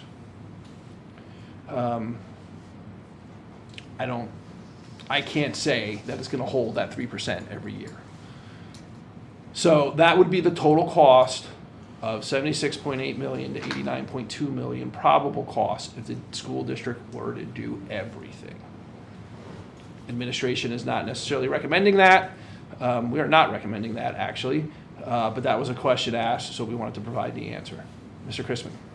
So, like most things, after the last time we talked, I thought of some things after the fact. Has there been any? Can we, Mr. Mann, can you do me a favor and just any questions that are asked, can you jot down so I can get the answers back to people? Thank you, Mr. Chrisman. Has there been any consideration whether we go the reno route or full route, whatever route or bare bones, whatever route we go? Has there been any consideration about utilizing our VOTEC program to help do some things in-house and also, you know, give these students some real-life application and also maybe have some fiscal impact on some of the projects? Has that been entertained at all? Administration has not explored that route. I will actually be meeting with the LCTI director this Friday, and I can see if that is something that, if there's any way that we could maybe, that those students, especially our students in those programs, could gain some valuable trade skills experience. I don't know the answer to that. I don't know everything that would be involved with, but it's a question I can certainly ask. Yeah, because I see a lot of things up there that I think some of our kids can benefit from, some masonry, electrical work, general construction. You know, if we can do a twofold here of A, save some money and get some students some real life application. Yeah. I'll extend it a little bit further, Mr. Crispin. So yes, I will ask that question. I don't know if that's possible with all the liability stuff and age limitations. I don't know the answer to that. Understood. However, I certainly think for whether they're LCTI students or not, there's a lot of learning that can take place through a project like this for students, whether they're actually involved in the work or just kind of maybe understanding the process. I would also like to have opportunities for our students, if the board would like us to continue to explore this further, for some of our students in the upper grade levels to have some direct input into it. Let's hear their feedback. One comment, and I don't know if things have changed, but going back to when I ran the program, labor costs, or not really labor costs, anything that's going to interfere with labor. In other words, if it's going to be unionized in any way, we cannot do anything that would take away any job from anyone. That has always been, and I don't think that's changed, but that's something you could find out, Doctor. Yeah, you're absolutely right, Gary. That's true. I'm not sure we're going to be able to have them like do electrical work instead of having an electrician do it or anything. I don't think we can get involved. But I think it's still worth asking. In that bidding process. The laws may have changed a little bit, but that has been the law for 50-some years, so. I will definitely ask that as well. So if you can, Mr. Mann, if you could just write down maybe just any kind of labor implications. Mr. Chrisman, did you have another question after that? No real question. I mean, obviously, whatever direction we go, I mean, this is, some major decisions to be made and potential long-term, very long-term financial and construction projects for sure. So, yeah. Okay. The next question was, boy, you teed that up very well, Mr. Crispin. How would this be funded? So we have reached out to our financial advisors from PFM. You're familiar with them. They did our kind of bond work when we went out for the ESCO projects a number of years ago. We worked with them on some of our bond work that we did and financing for our current baseball softball project. So we reached out to them. They're currently reviewing our district finances. We've invited them back to present funding options to the school board for this meeting, or actually for the finance committee meeting in February. So we would like to bring them back at the finance committee in February for them, our financial advisors, to actually kind of set forth, here are some pathways forward if you would like to move forward with, none of this, some of this, all of this. They'll have options for you. The next question is, would all of Peters Elementary staff come to a combined kind of Peters Elementary, Slatington Elementary building? Is there opportunity to cut staff? So the first part of that is yes, the plan would be to transition all PES faculty, staff, school police officer, and administration to Slatington Elementary School after the additions are complete, the additions at Slatington Elementary School. We are saying due to the enrollment of a K-5 school, approximately 750 students, it's not recommended to furlough any positions. We would operate in an upper and lower school model, but all in one building. Keep in mind that, we kind of put the questions in the order that they were asked, but this couldn't happen unless the middle school project happened first, because we would need to remove 6th grade from Slatington Elementary School into the middle school for this to happen. What are the implications for transportation was the next question, and I would like to kind of publicly thank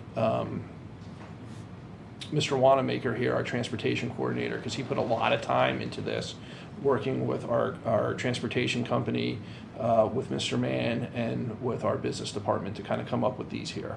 So what he had to do was set up a totally separate, what they call environment in our routing software, and run it as if it was actually happening for this to go forward. And that's not a push a couple buttons type of task. So he put a lot of time into this. So here's just kind of, the metric is down the left column, what we're currently doing, what the proposed changes would look like, and then kind of what the differences are for each. So right now, miles driven daily, we're currently doing almost 1,800 miles daily. That would actually drop to just under 1,500 miles daily. So it would be about 314 less miles per day for our vehicles.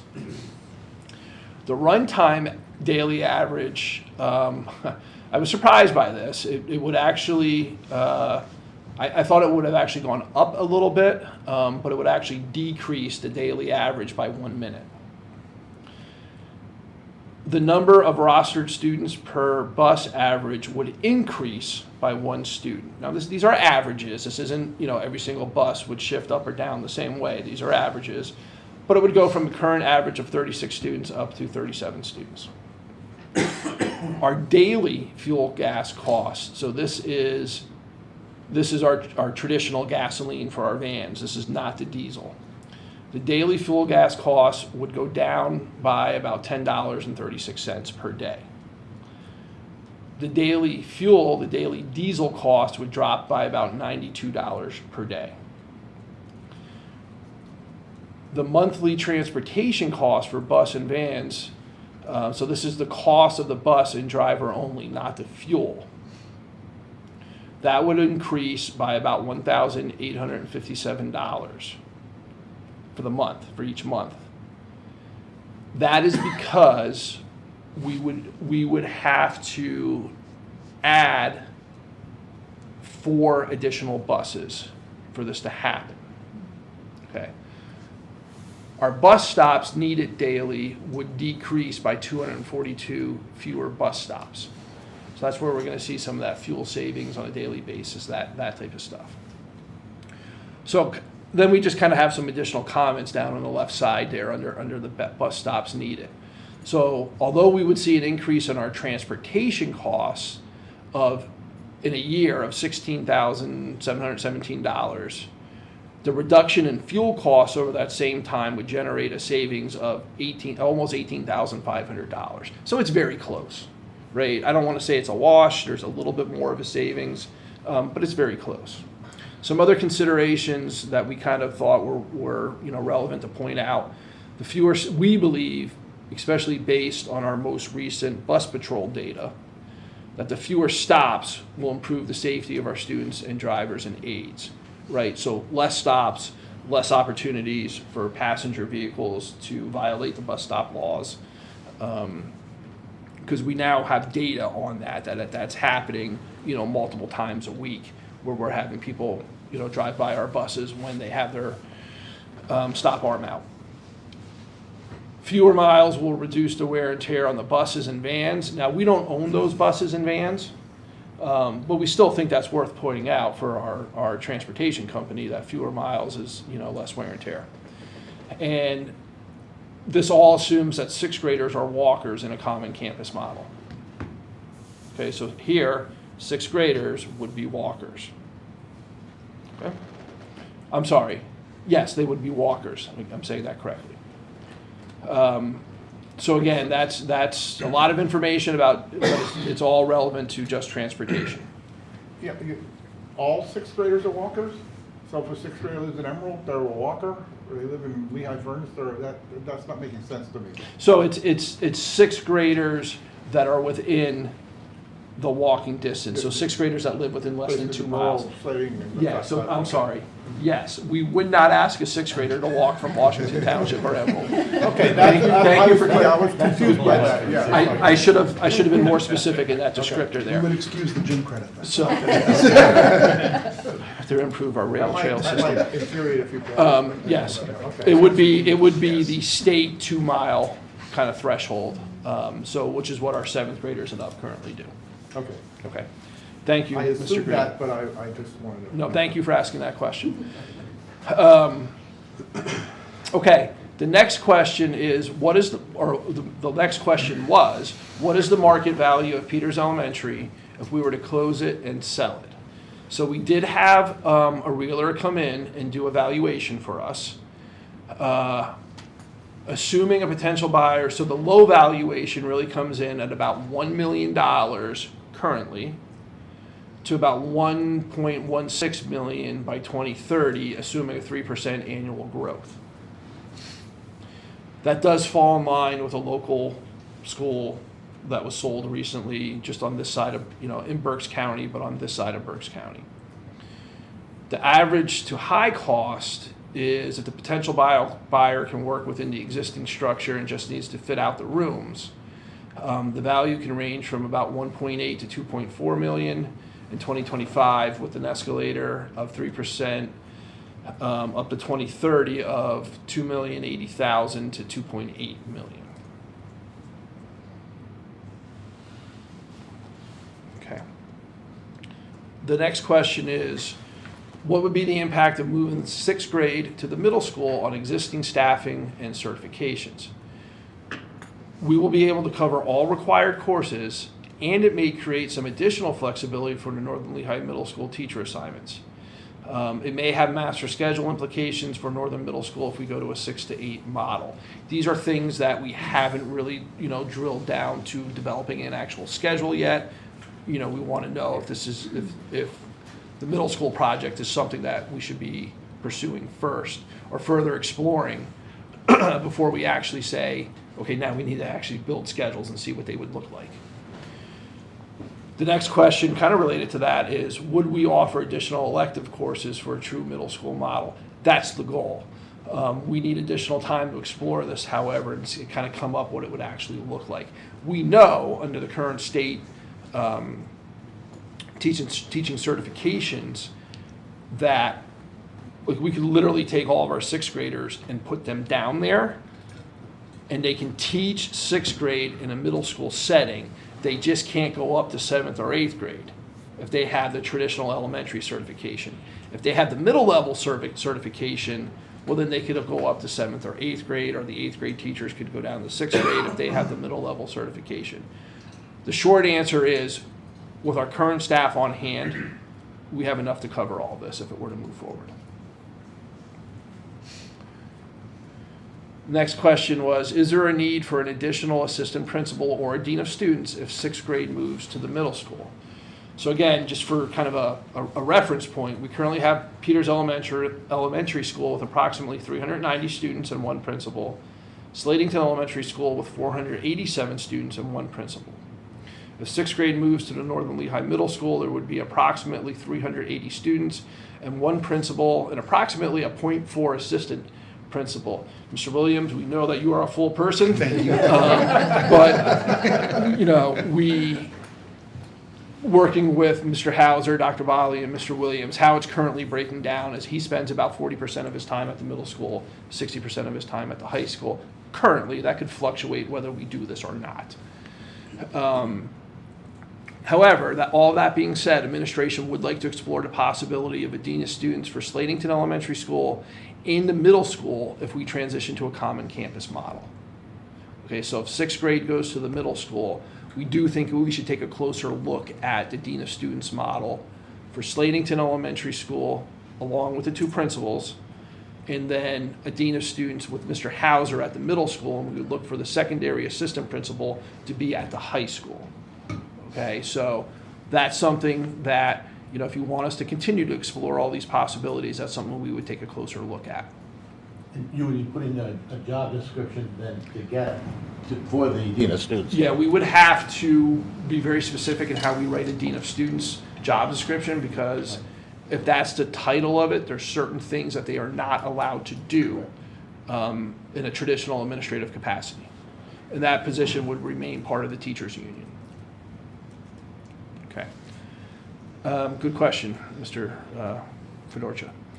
All right, so then this one was, why do the fire systems have to be upgraded at all schools? That was part of those line items that we did earlier in the presentation. This does not have to do with like the actual, plumbing to the sprinkler heads. This actually has to do with the control systems. So our control systems, which are all computer operated, are recommended to be updated. And actually, whenever you do construction on this type of scale, and especially if you hit a certain percentage of the building that's under construction, you have to bring the entire building up to ADA compliance. Part of that new compliance is when an alarm goes off, it also has to have a voice with it. Fire alarm, exit the building, whatever it actually says. That's why that was listed for each of those buildings. So it's part of the control systems and to become compliant with ADA voice requirements. There's a fire. Yeah. Okay, so those were the questions that were asked. I'm happy to take additional questions this evening. If I can't answer them this evening, we will get the answers back, just like we did this time, to the committee. So first I'll pause there and see if there's any additional questions. Mr. Chrisman. Sorry, I was You don't have to apologize. No? So obviously there's a lot of moving parts going on here. Yeah. And a lot of these moving parts have to do with your building, Mr. Schneider, right? What are your thoughts as far as how are you feeling? Renovation, relocation? Thanks for asking. I shared, obviously, when we met with the the committee that worked with us, the principals all had a chance to give their input. My input's the same today as it was then. I do see so many advantages to the common campus. I know that we've discussed at the board level in the past the idea that Peters is miles away, and the idea, we are so grateful to have Officer Officer Probozniak at our building assigned each day. But the fact that we are off campus, I think that increases safety concerns. I'm not concerned about the safety at Peters at all. I think we're in a very safe location, but when you think about just general safety, to have all of our school police officers on one campus will only improve what goes on. I know that being, and this is a little hokey maybe, but as we're Northern Lehigh Bulldogs, right? And having 1/4 of our buildings not with everybody else, I think that impacts us. What might seem like a little thing, it could actually be a big thing. The idea that anytime there's something going on the common campus, we aren't a natural part of it. There are times where they did the job fair, and Mr. Briner can bring his students and just walk them over. Where just to see the helicopter land, it's like a very, very common administrative discussion about where that helicopter's landing and whose lawn it's on, and it's always Mr. Briner. Something's on fire or landing on his campus. But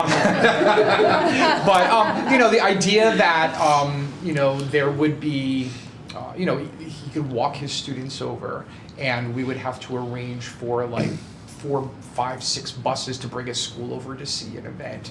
The cost of thousands of dollars, makes things prohibitive. And there's also things that we could do that we are not able to. I mean, so many times we would think about the value of, oh my goodness, how awesome would it be to give a 5th grade student a chance to work with a kindergarten or 1st grade student, to give them the opportunities of being a part of that sort of bigger campus and a bigger elementary school model.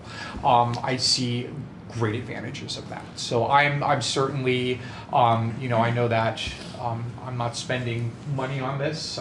We're gonna follow the board's direction, but I see a lot of advantages to the common campus model, and I certainly, in my discussions with the team, I certainly support it. Almost the same as that question, Mr. Mann. I mean, you and your team are in these buildings all the time. As far as renovation versus relocation, do you have any input? So again, with Mr. Snyder, right, I like the idea of having a common campus, because again, we don't have, I have a 1-day custodian out of Peters all day long. Most of my maintenance guys stay here because the majority again of the buildings is here. If something happens out there, it's a 10-minute drive, and if not more, to get out there. Now Josh, the custodian, he's pretty well rounded. He can, no pun intended, put out most fires before my guys get there. But there's always that chance. I mean, we saw it at the high school with the water break, and we were here. I couldn't imagine what would have happened if they were out at Peters. As far as upkeep of buildings, we can absolutely, keep Peters running. But I think having just everybody in one area, like, Mr. Snyder has said, would be a huge benefit. The amount of times we're taking pictures of something because there's an assembly and a door's not opening, this key's not turning. Chris, what do I do? And Josh is like, I don't know. Let's try to turn him this way. And Right. it's we're able to put out fires and we know the building really well. But when something isn't working, there's a buzzer beeping after a fire alarm and it's not going out, or there's always something, right? The little things that aren't big deals, but it's like, do I touch that lever or not? Let me send somebody out. And then 15 minutes later, someone shows up and we've got things around it. Don't touch that until somebody gets here to do it. Like little things. But, obviously that would be an advantage of the common campus as well. The other aspect to it is Peters is their own environment. You can probably say the same thing. I have my guys here plowing and salting. We get out to Peters. It's different. It's just the location of where Peters is. We may not have anything here. We get out to Peters, they have 2 inches of snow. If I could keep all my guys in this location to salt and to plow and not have to worry about driving from here to Peters, where a lot of times the roads aren't touched yet. Sometimes I bring my guys out at 5 o'clock in the morning and most of the borough roads aren't even touched. And now they have to drive from here out to Peters to plow Peters. That always is in the back of my mind with those guys driving out there and getting into an accident or hitting a deer. You drive out that way to Emerald too, you never know. Right now, my guys feel the safest, and that's because the plows are on the truck. If they hit a deer with a plow on the truck, you're not going to damage the truck as bad. But yeah, so to have Peters here would be a huge advantage for me. May I add to your question? Go ahead. I think some of the questions we should be asking, and we kind of put out there already, that we are thinking about this as an administrative group, is what are the implications for teaching and learning, right? What does professional development look like? What does it look like for a 2nd grade teacher to go visit a 3rd grade classroom and say, this is really what my students need to be prepared for? They could walk across a building and do that now. We wouldn't have to worry about half-day coverages and stuff like that. I also think about things like, right now, we have equipment that we basically have because Peters exists, right? So everything from, what we use to clean the buildings, right? What we use to maintain the grounds, stuff like that. If we can get all that equipment onto one campus and then decide, do we actually need all of it now? We were recently successful and able to sell a tractor, right, to another school district that needed. Are there other opportunities maybe to say we don't need all this equipment if we take a building offline? Right now, I have our engineers running calculations on the total cost of utilities for Peters compared to the projected cost of an addition at the middle school, and an addition or actually kind of 3 small additions at Slatington Elementary School. Well, we already know based on their projections that the square footage is less. So now I'm asking them to turn that into a dollar projection for how much could that potentially save on electricity and heating oil. So I hope to have that by this upcoming Monday night to share with the school board. I think about Mr. Hauser's building, what does that mean for teaching and learning now? If we, one of the things that we're really trying to do, the conversation we just had about Amplify and ELA, CKA, if we had all those teachers on one campus for a professional development day, like right now we have to build in travel time. We wouldn't have to do that. So there's a lot of things that there's a lot of tiny little barriers, some of them more significant, that we wouldn't even have to problem solve anymore when we want to kind of do some of this programming.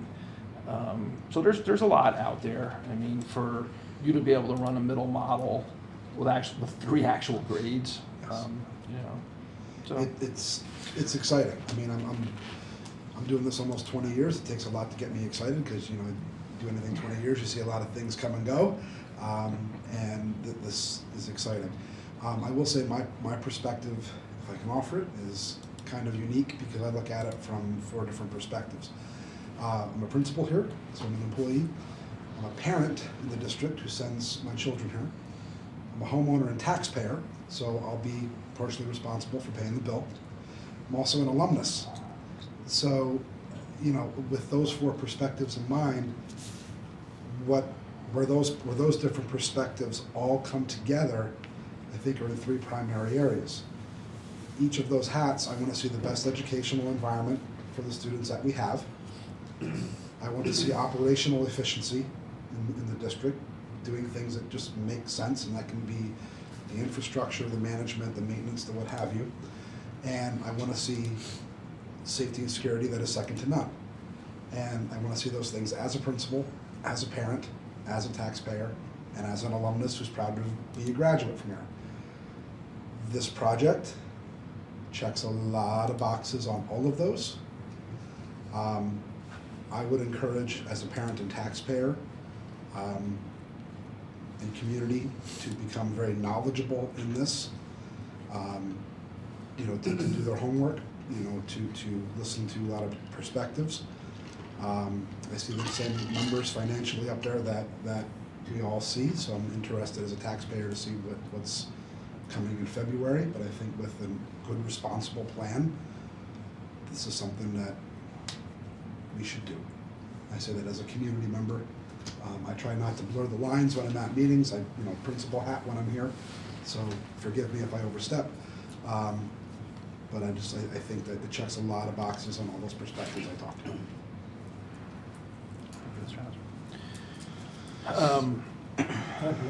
Yes. On a different aspect totally, I'm going to point out a negative and a positive coming from the parents. One would be, my poor little kindergarten kid is now going to be on a bus with older kids. That could bother a lot of parents. The other thing that's on the positive level is that the parents are going to have to only worry about 1 time a day to get their children on and off buses. To me, that's a very positive note. The kindergarten position, I think, may surface from some parents, not wanting, as I said, their poor little kindergarten child on a bus with 5th and 6th, you know, or really 4th and 5th graders. So that's a question just to piggyback on that. Obviously today, Peters picks up at one time and Slatington picks up at another time. Would the school times change? I'm glad you asked that. One of the things that we kind of, and again, okay, so the answer is maybe. One of the things that we just recently started kind of poking around the edges a little bit through our conversations was, this is big. Right now, start to finish, from when our first high school and middle school students arrive until our last Peters pups leave, it's a very long school day. We could potentially contract that, right? So we could potentially maybe have our secondary students start a little bit later and still have our elementary students leave a little bit earlier. So you know, and there's a lot of districts kind of working through this right now about, is it better to actually have the older kids come in after the elementary kids, all the brain studies on sleep and that.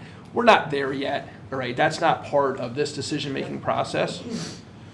But if we ever want to explore that, I think this model can make it much more feasible for us to do.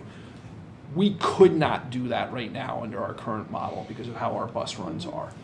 But this model, where we have a secondary run and an elementary run, that's something that we could actually look at down the road.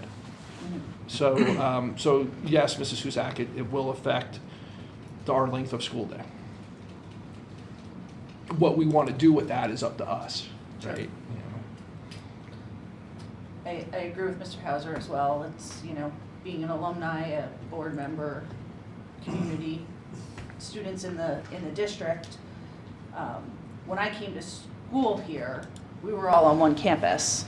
So that camaraderie of, I'm a I'm a Bulldog, what can I do? And having 300 students off campus that aren't part of that, and that's the culture we want to bring to the youngest students. They're not feeling that culture being far away from the district at some level. And you know, I joke about it with Mr. Geist, and I always say, you know, how do we get more students involved in sports or band or whatever these, anything, right? And being able to take our youngest students and share what our older students are doing is so impactful, because they're always looking up to them. I remember that as an alumni, and I look at that and I look at the numbers and go, okay, where the hell are we going to get $76 million? Because I sure the heck don't want to sign my name to that. But at the same time, when you start to break down Bulldog culture, where we are with education, where we are with safety and security, what numbers do you put on those? And over potentially a 5 or 8 year period to make this change is, I know it doesn't equate to exactly this, but is $10 million a year to completely change our district, might be worth it. I you know, I look at it in so many different ways. And I'm excited to hear what the financial advisors say. Let's put it that way. Because at the end of the day, you know, our community can't afford to see double-digit tax increases. It's just not feasible. You know, what's reasonable, and how do we do that over a reasonable period of time and still provide the education and safety and security that our students deserve? I think we're at the right time looking at it, and it's not going to be a decision we're going to have on Monday. Yeah, I agree. I would like, I'm very much looking forward to what our financial advisors bring forth next month. I do have a potential next step though for you. So I have a question for the directors at the table this evening. If any of this happens, we're going to need to re-engage with the architects, the team from Alloy 5, and that would be outside the initial scope of the contract we signed with them. So I would like to bring them back perhaps as early as next week for them to explain what those next steps are, and also what a pricing would look like. Just to say, you know, you don't have to make any decisions next week, but just to say, if we were to re-engage, this is with them as a design team, this is what we can expect. I think we need to know that information, you know, along with the financials, before you can make any decisions. So would this committee like me to reach out to the architects and see if they can come back at the board meeting? I would give them time during my superintendent's report to say, you know, to kind of share if we were to move forward, what the next steps would be, and potential pricing of what that would look like. Yeah, I would like to see what that looks like. I think I'd like to bring them back, and, you know, we did get copies of that, but you kind of, things drift out of your head, et cetera, so I think bringing them back would be a good idea.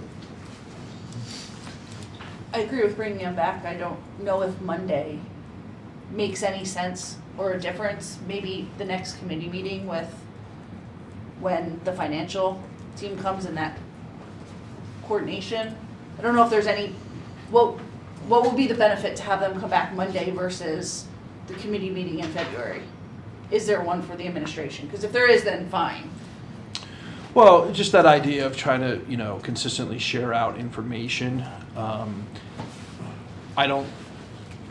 For me, it doesn't make a difference because we're not making a decision on Monday, but if you want to have an opportunity to think about it as we're leading up to the financial presentation, we would have to have them come in next Monday, this upcoming Monday, because there's not another meeting before the February finance meeting.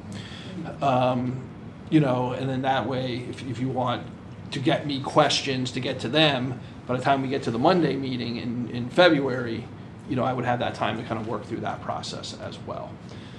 So I wanted to kind of put that out there, that we can kind of chunk this process before you have to make any decisions. I also think it makes some sense because there has to be a sense of direction somewhere. If we're only going to do the very red things, then the financial perspective would look one way. If we decide we're going to do the whole project, clearly that would be totally different.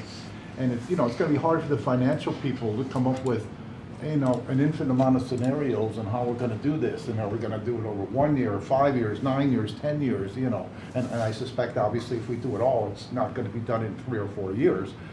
So they need some sense of direction also on how it's going to go. So there's a series of decisions that need to be made, and I don't know if I'm comfortable right now making decision number one, which would probably be, do we want to consolidate on the one campus or don't we? And I think that might be the first, conversation we need to have, and the first decision we might need to make.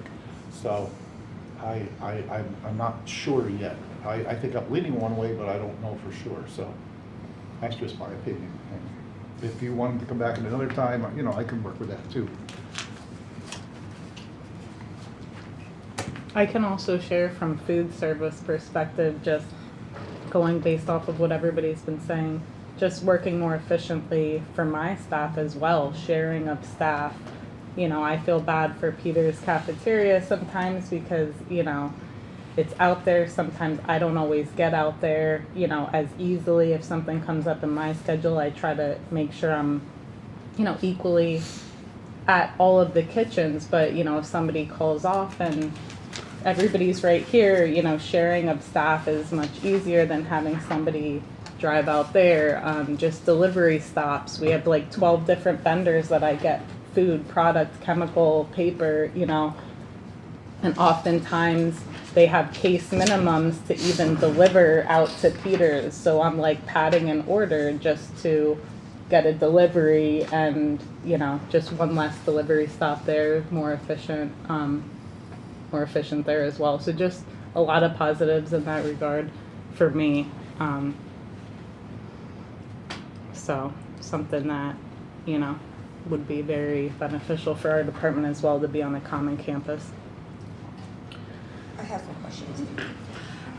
If we do make one school building here, how many school buses then will be dropping off students? I don't know the exact count.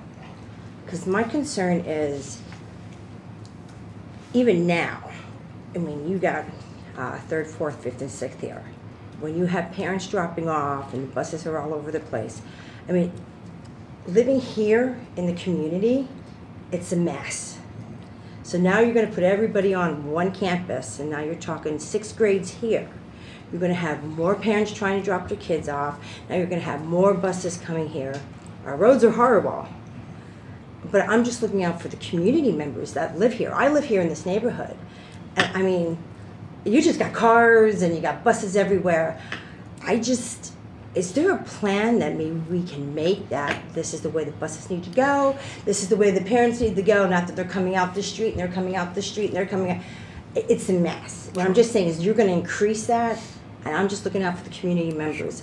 What are you going to do with the traffic? So you're right. So about for 20 to 30 minutes in the morning and 20 to 30 minutes in the afternoon, it's very congested at this intersection here. I agree with you. I see it outside my office. Even just up, it's not just here at the stop sign. It is. So I see it out my office window. Yeah. Very aware of that. I agree with you. If you recall, during the initial presentations, we talked about flipping the bus routes and doing a double loop to alleviate some of that capacity issue. So yes, we are looking at that. And maybe telling parents that at one point, take these roads instead of trying to come. Also, too, like. But can you just record that question? I'm looking out for community members, live here, and I know it's just 30 minutes, but 30 minutes is a distraction. It could be a mess. Now you're moving the teachers over here. Are you making more parking, like a parking area for the teachers that are going to, are you expanding the parking So area? we're looking at parking options, and it may involve what would be part of a parent bus loop, which would actually be in the back. Oh, So okay. we're looking at parking Okay. options, yes. 'Cause, I mean, I didn't know if you were gonna have enough, Yeah. more parking for the teachers and stuff like that. Okay. And I just, yeah, I asked about the buses, how many would be coming. Just going back to the things that you had in red, like the ADA compliances, if we don't go ahead with any, how long, like, do we have as a school district that you have to fix those things? So right now, so the answer is it depends. Okay. Once you start doing work on a building and you reach a certain threshold of the work being done in that building, Okay. and I don't know what that is, I'm not that familiar as an architect would be, but then you have to kind of update any of the ADA deficiencies in it. Okay. Right now, we're grandfathered in, Okay. in like, so for instance, Peters in the high school. Like, an example of this is out at Peters currently, believe it or not, the handrails on the stairwells and down the ramp are at the incorrect heights. Okay. Doorknobs, stuff like that are not ADA compliant. So once we start doing work, what that turns then into is kind of that zoning approval process of whether they'll come in and tell us, okay, well now you have to do it. So it's not like you're gonna get a fine or anything that No, if you're no. not following something now. Correct. Okay. Yep. Okay. That's one of the first questions I asked them. I said, well, why aren't we being, you know, we have our inspections done. Right. And they said, because you're grandfathered. Okay. Yeah. Mr. Mann, anything you want to add to that from a facilities perspective? No. As far as parking, we just make the administrators walk to school. That'll serve them. Well, I mean, I already do I'm within see 2 them. miles. I mean, they're already parking along the, You don't get curb busing. here. And sometimes they do park further up when there was so many, you know what I mean? You're parking in front of people's houses and, are you gonna have to park in front of the side streets? That's why. I'm just looking out for the community also. I think it's a good point, yeah. Better widen that rails and trail.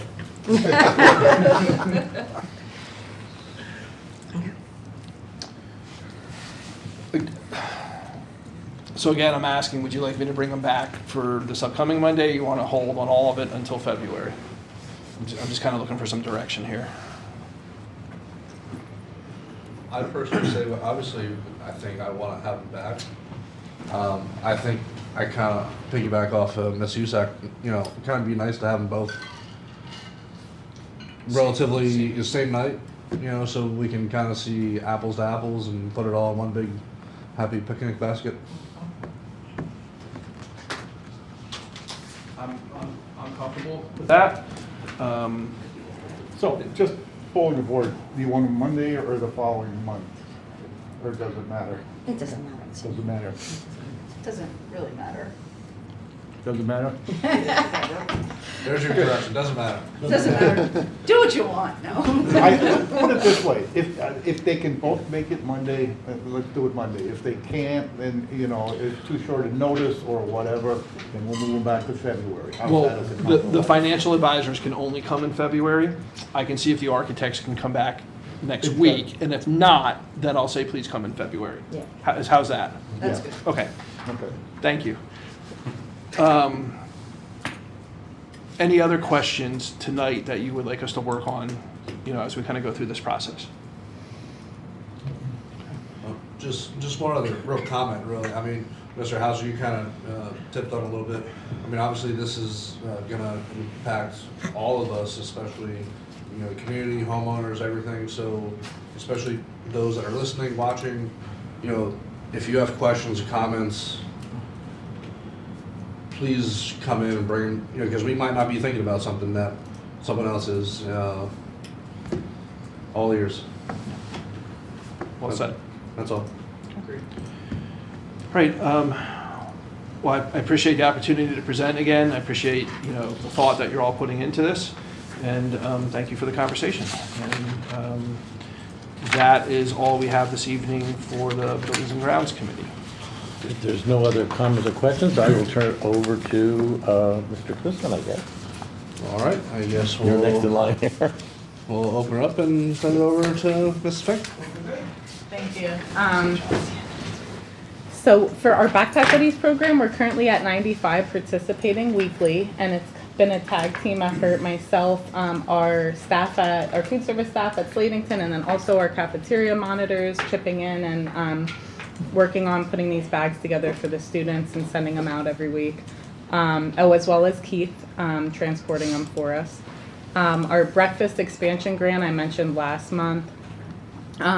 So I was just looking at the reason I applied for this grant was it could potentially benefit our breakfast program specifically at Slatington Elementary. So with that school being one of the higher volume schools, our breakfast participation specifically wasn't up to par for like the volume of students. So my goal is to, double that participation there. So this was just an opportunity to receive some funds to offer what's called like a second chance breakfast, run our regular breakfast service, but then maybe like an hour later, hour and a half later, have breakfast carts like in the hallways for those students that couldn't take the initial, whether they came late or they just chose not to get breakfast at the standard time.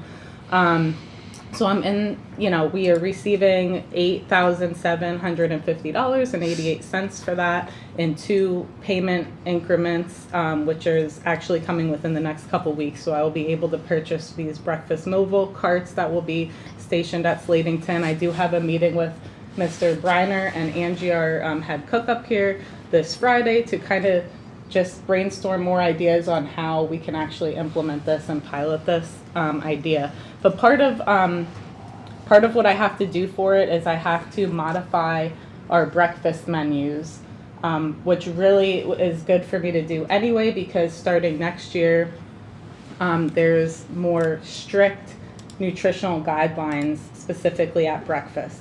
So traditionally, breakfast foods are high carb, high sugar, not a lot of protein, so on and so forth. So, cinnamon rolls, bagels, that sort of thing. So I am looking for ways that we can reduce our sugar, switching to a lesser sugar yogurt, for example, higher protein yogurt, adding more hot breakfast items, which I know the students really like every once in a while when we throw breakfast sandwiches, breakfast pizza, breakfast burritos, those type of things. So those were some of the things that were required for me to do, which I just recently submitted all my menu updates regarding that. So also adding whole grains, which I forgot to mention. All of our grains are whole grains. Anytime there's a product out there that makes a whole grain version of our cinnamon rolls, for example, we're always purchasing that to increase our whole grains whenever we can. So we're doing a lot of things good already. We're just trying to specifically target like reducing our sugar and increasing our protein content specifically at breakfast. Then I have a couple due dates ahead of me. Verification collection report is an annual report I have to submit to the state. It is due January 31st. Under CEP, however, since we're not collecting free and reduced meal applications anymore, I do not have to go through the entire verification process, but I do have to just submit basic information and complete the report. So our enrollment at each school, our direct certification numbers at each school, just basic information like that.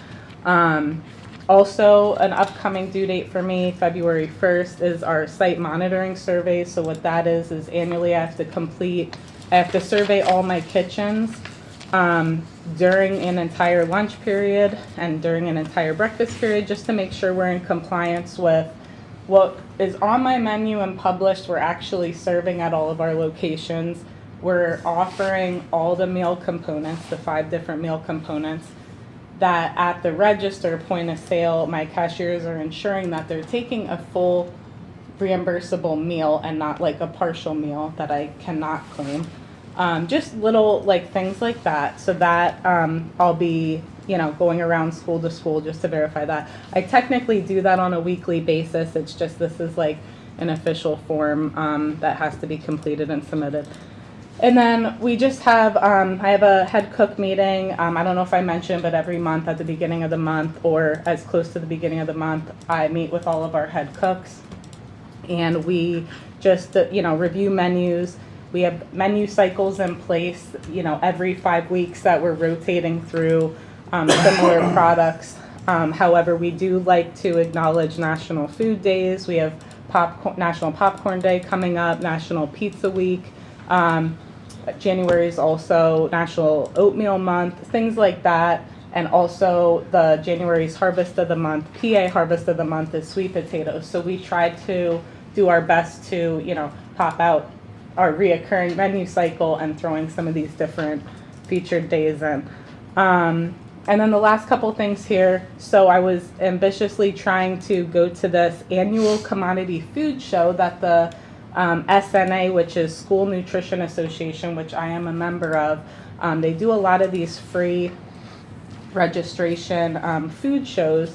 And the commodity piece of it is half of our food that we receive is directly from USDA, from the government. And it could be raw beef or chicken or whatever, and we have to make something of it. So these food shows are nice because, it just they do culinary demos, education sessions, so on and so forth.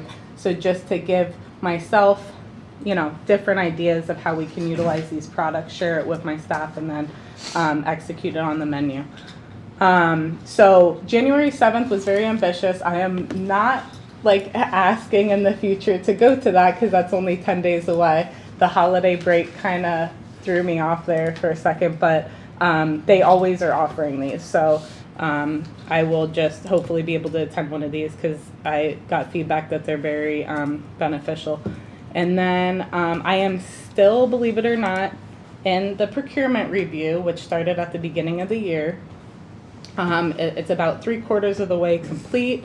So far, I haven't had any concerns or issues, so hopefully this will wrap up within the next couple weeks. I did reach out today to touch base, and the lady from the state just informed me that they are behind and, with the holiday hitting and stuff like that. So hopefully that will come to an end for me here soon. And then last but not least, the Giant Roundup at the Register program, when we partner with Giant every year during this time, it runs January 1st through March 31st.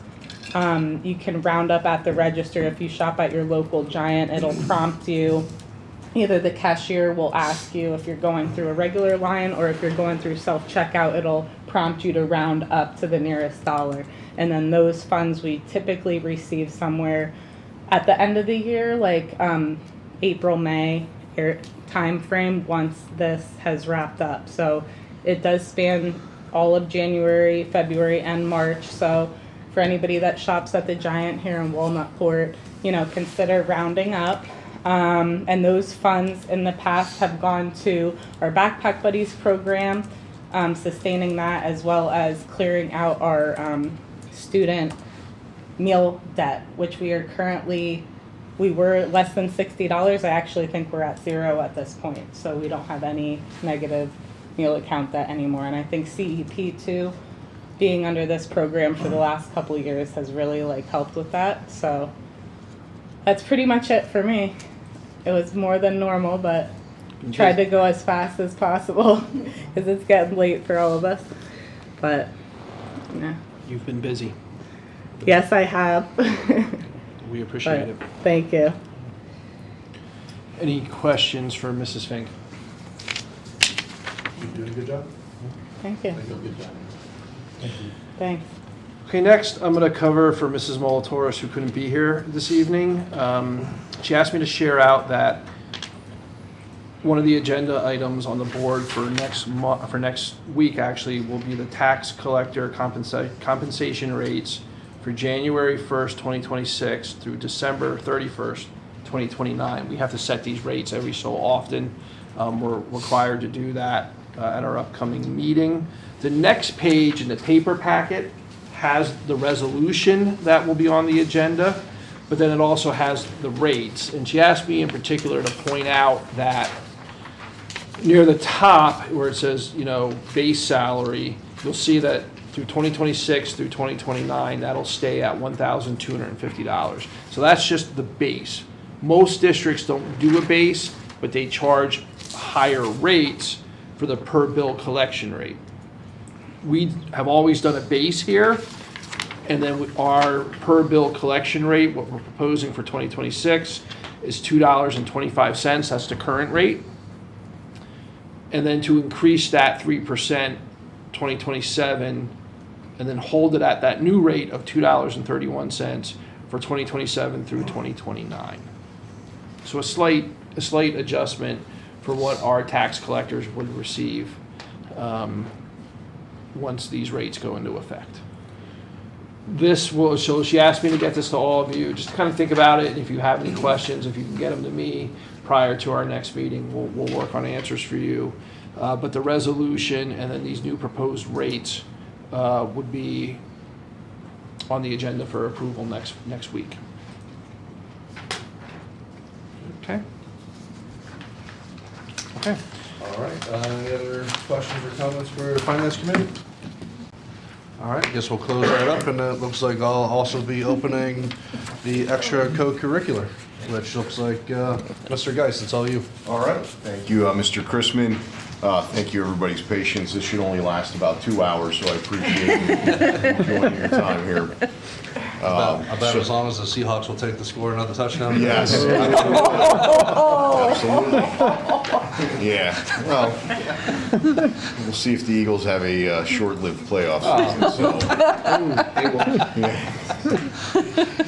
Winter sports numbers, our numbers are pretty comparable to last year. The only difference is our cheer numbers are slightly down, but they're on par from last year's winter numbers. So in that aspect, we're in pretty good shape with wrestling, basketball, boys and girls. And like I said, our cheers slightly down, but they're still robust numbers. And in addition to winter, we just had a Ring of Honor night this past Friday night. Caitlin Bartholds just scored 1,000 points. So these are some major events that we have going on. And then we have some senior nights for wrestling, girls hoops, boys hoops coming up, and cheer within this month. So those are some things that are going on for winter sports. Any questions in that regards? How are the girls wrestling? We have girls now in the wrestling, right? Yes. Is this the first year they're wrestling? Yes. How are they doing? It's hard because it's hard for them to get bouts. So we're trying to get bouts. And I think I sent out that explanation of where we're at since we don't have a girls team. It's difficult for our girls to wrestle other girls that are on a girls team because our girls are on a boys team. The good news is that once the playoff season comes around, the playoffs, they're going to be able to wrestle other girls.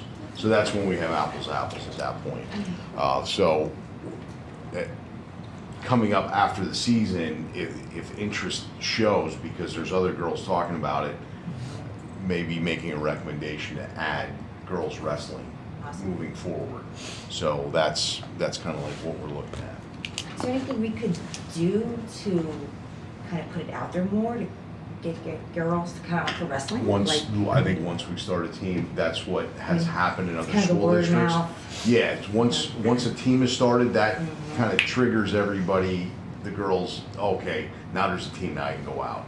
Now, we have to look at coaching position and all those kind of things as we move forward. So those are the minor details after we approve a position. I can tell you that, I'm sorry, Mr. Green, go ahead.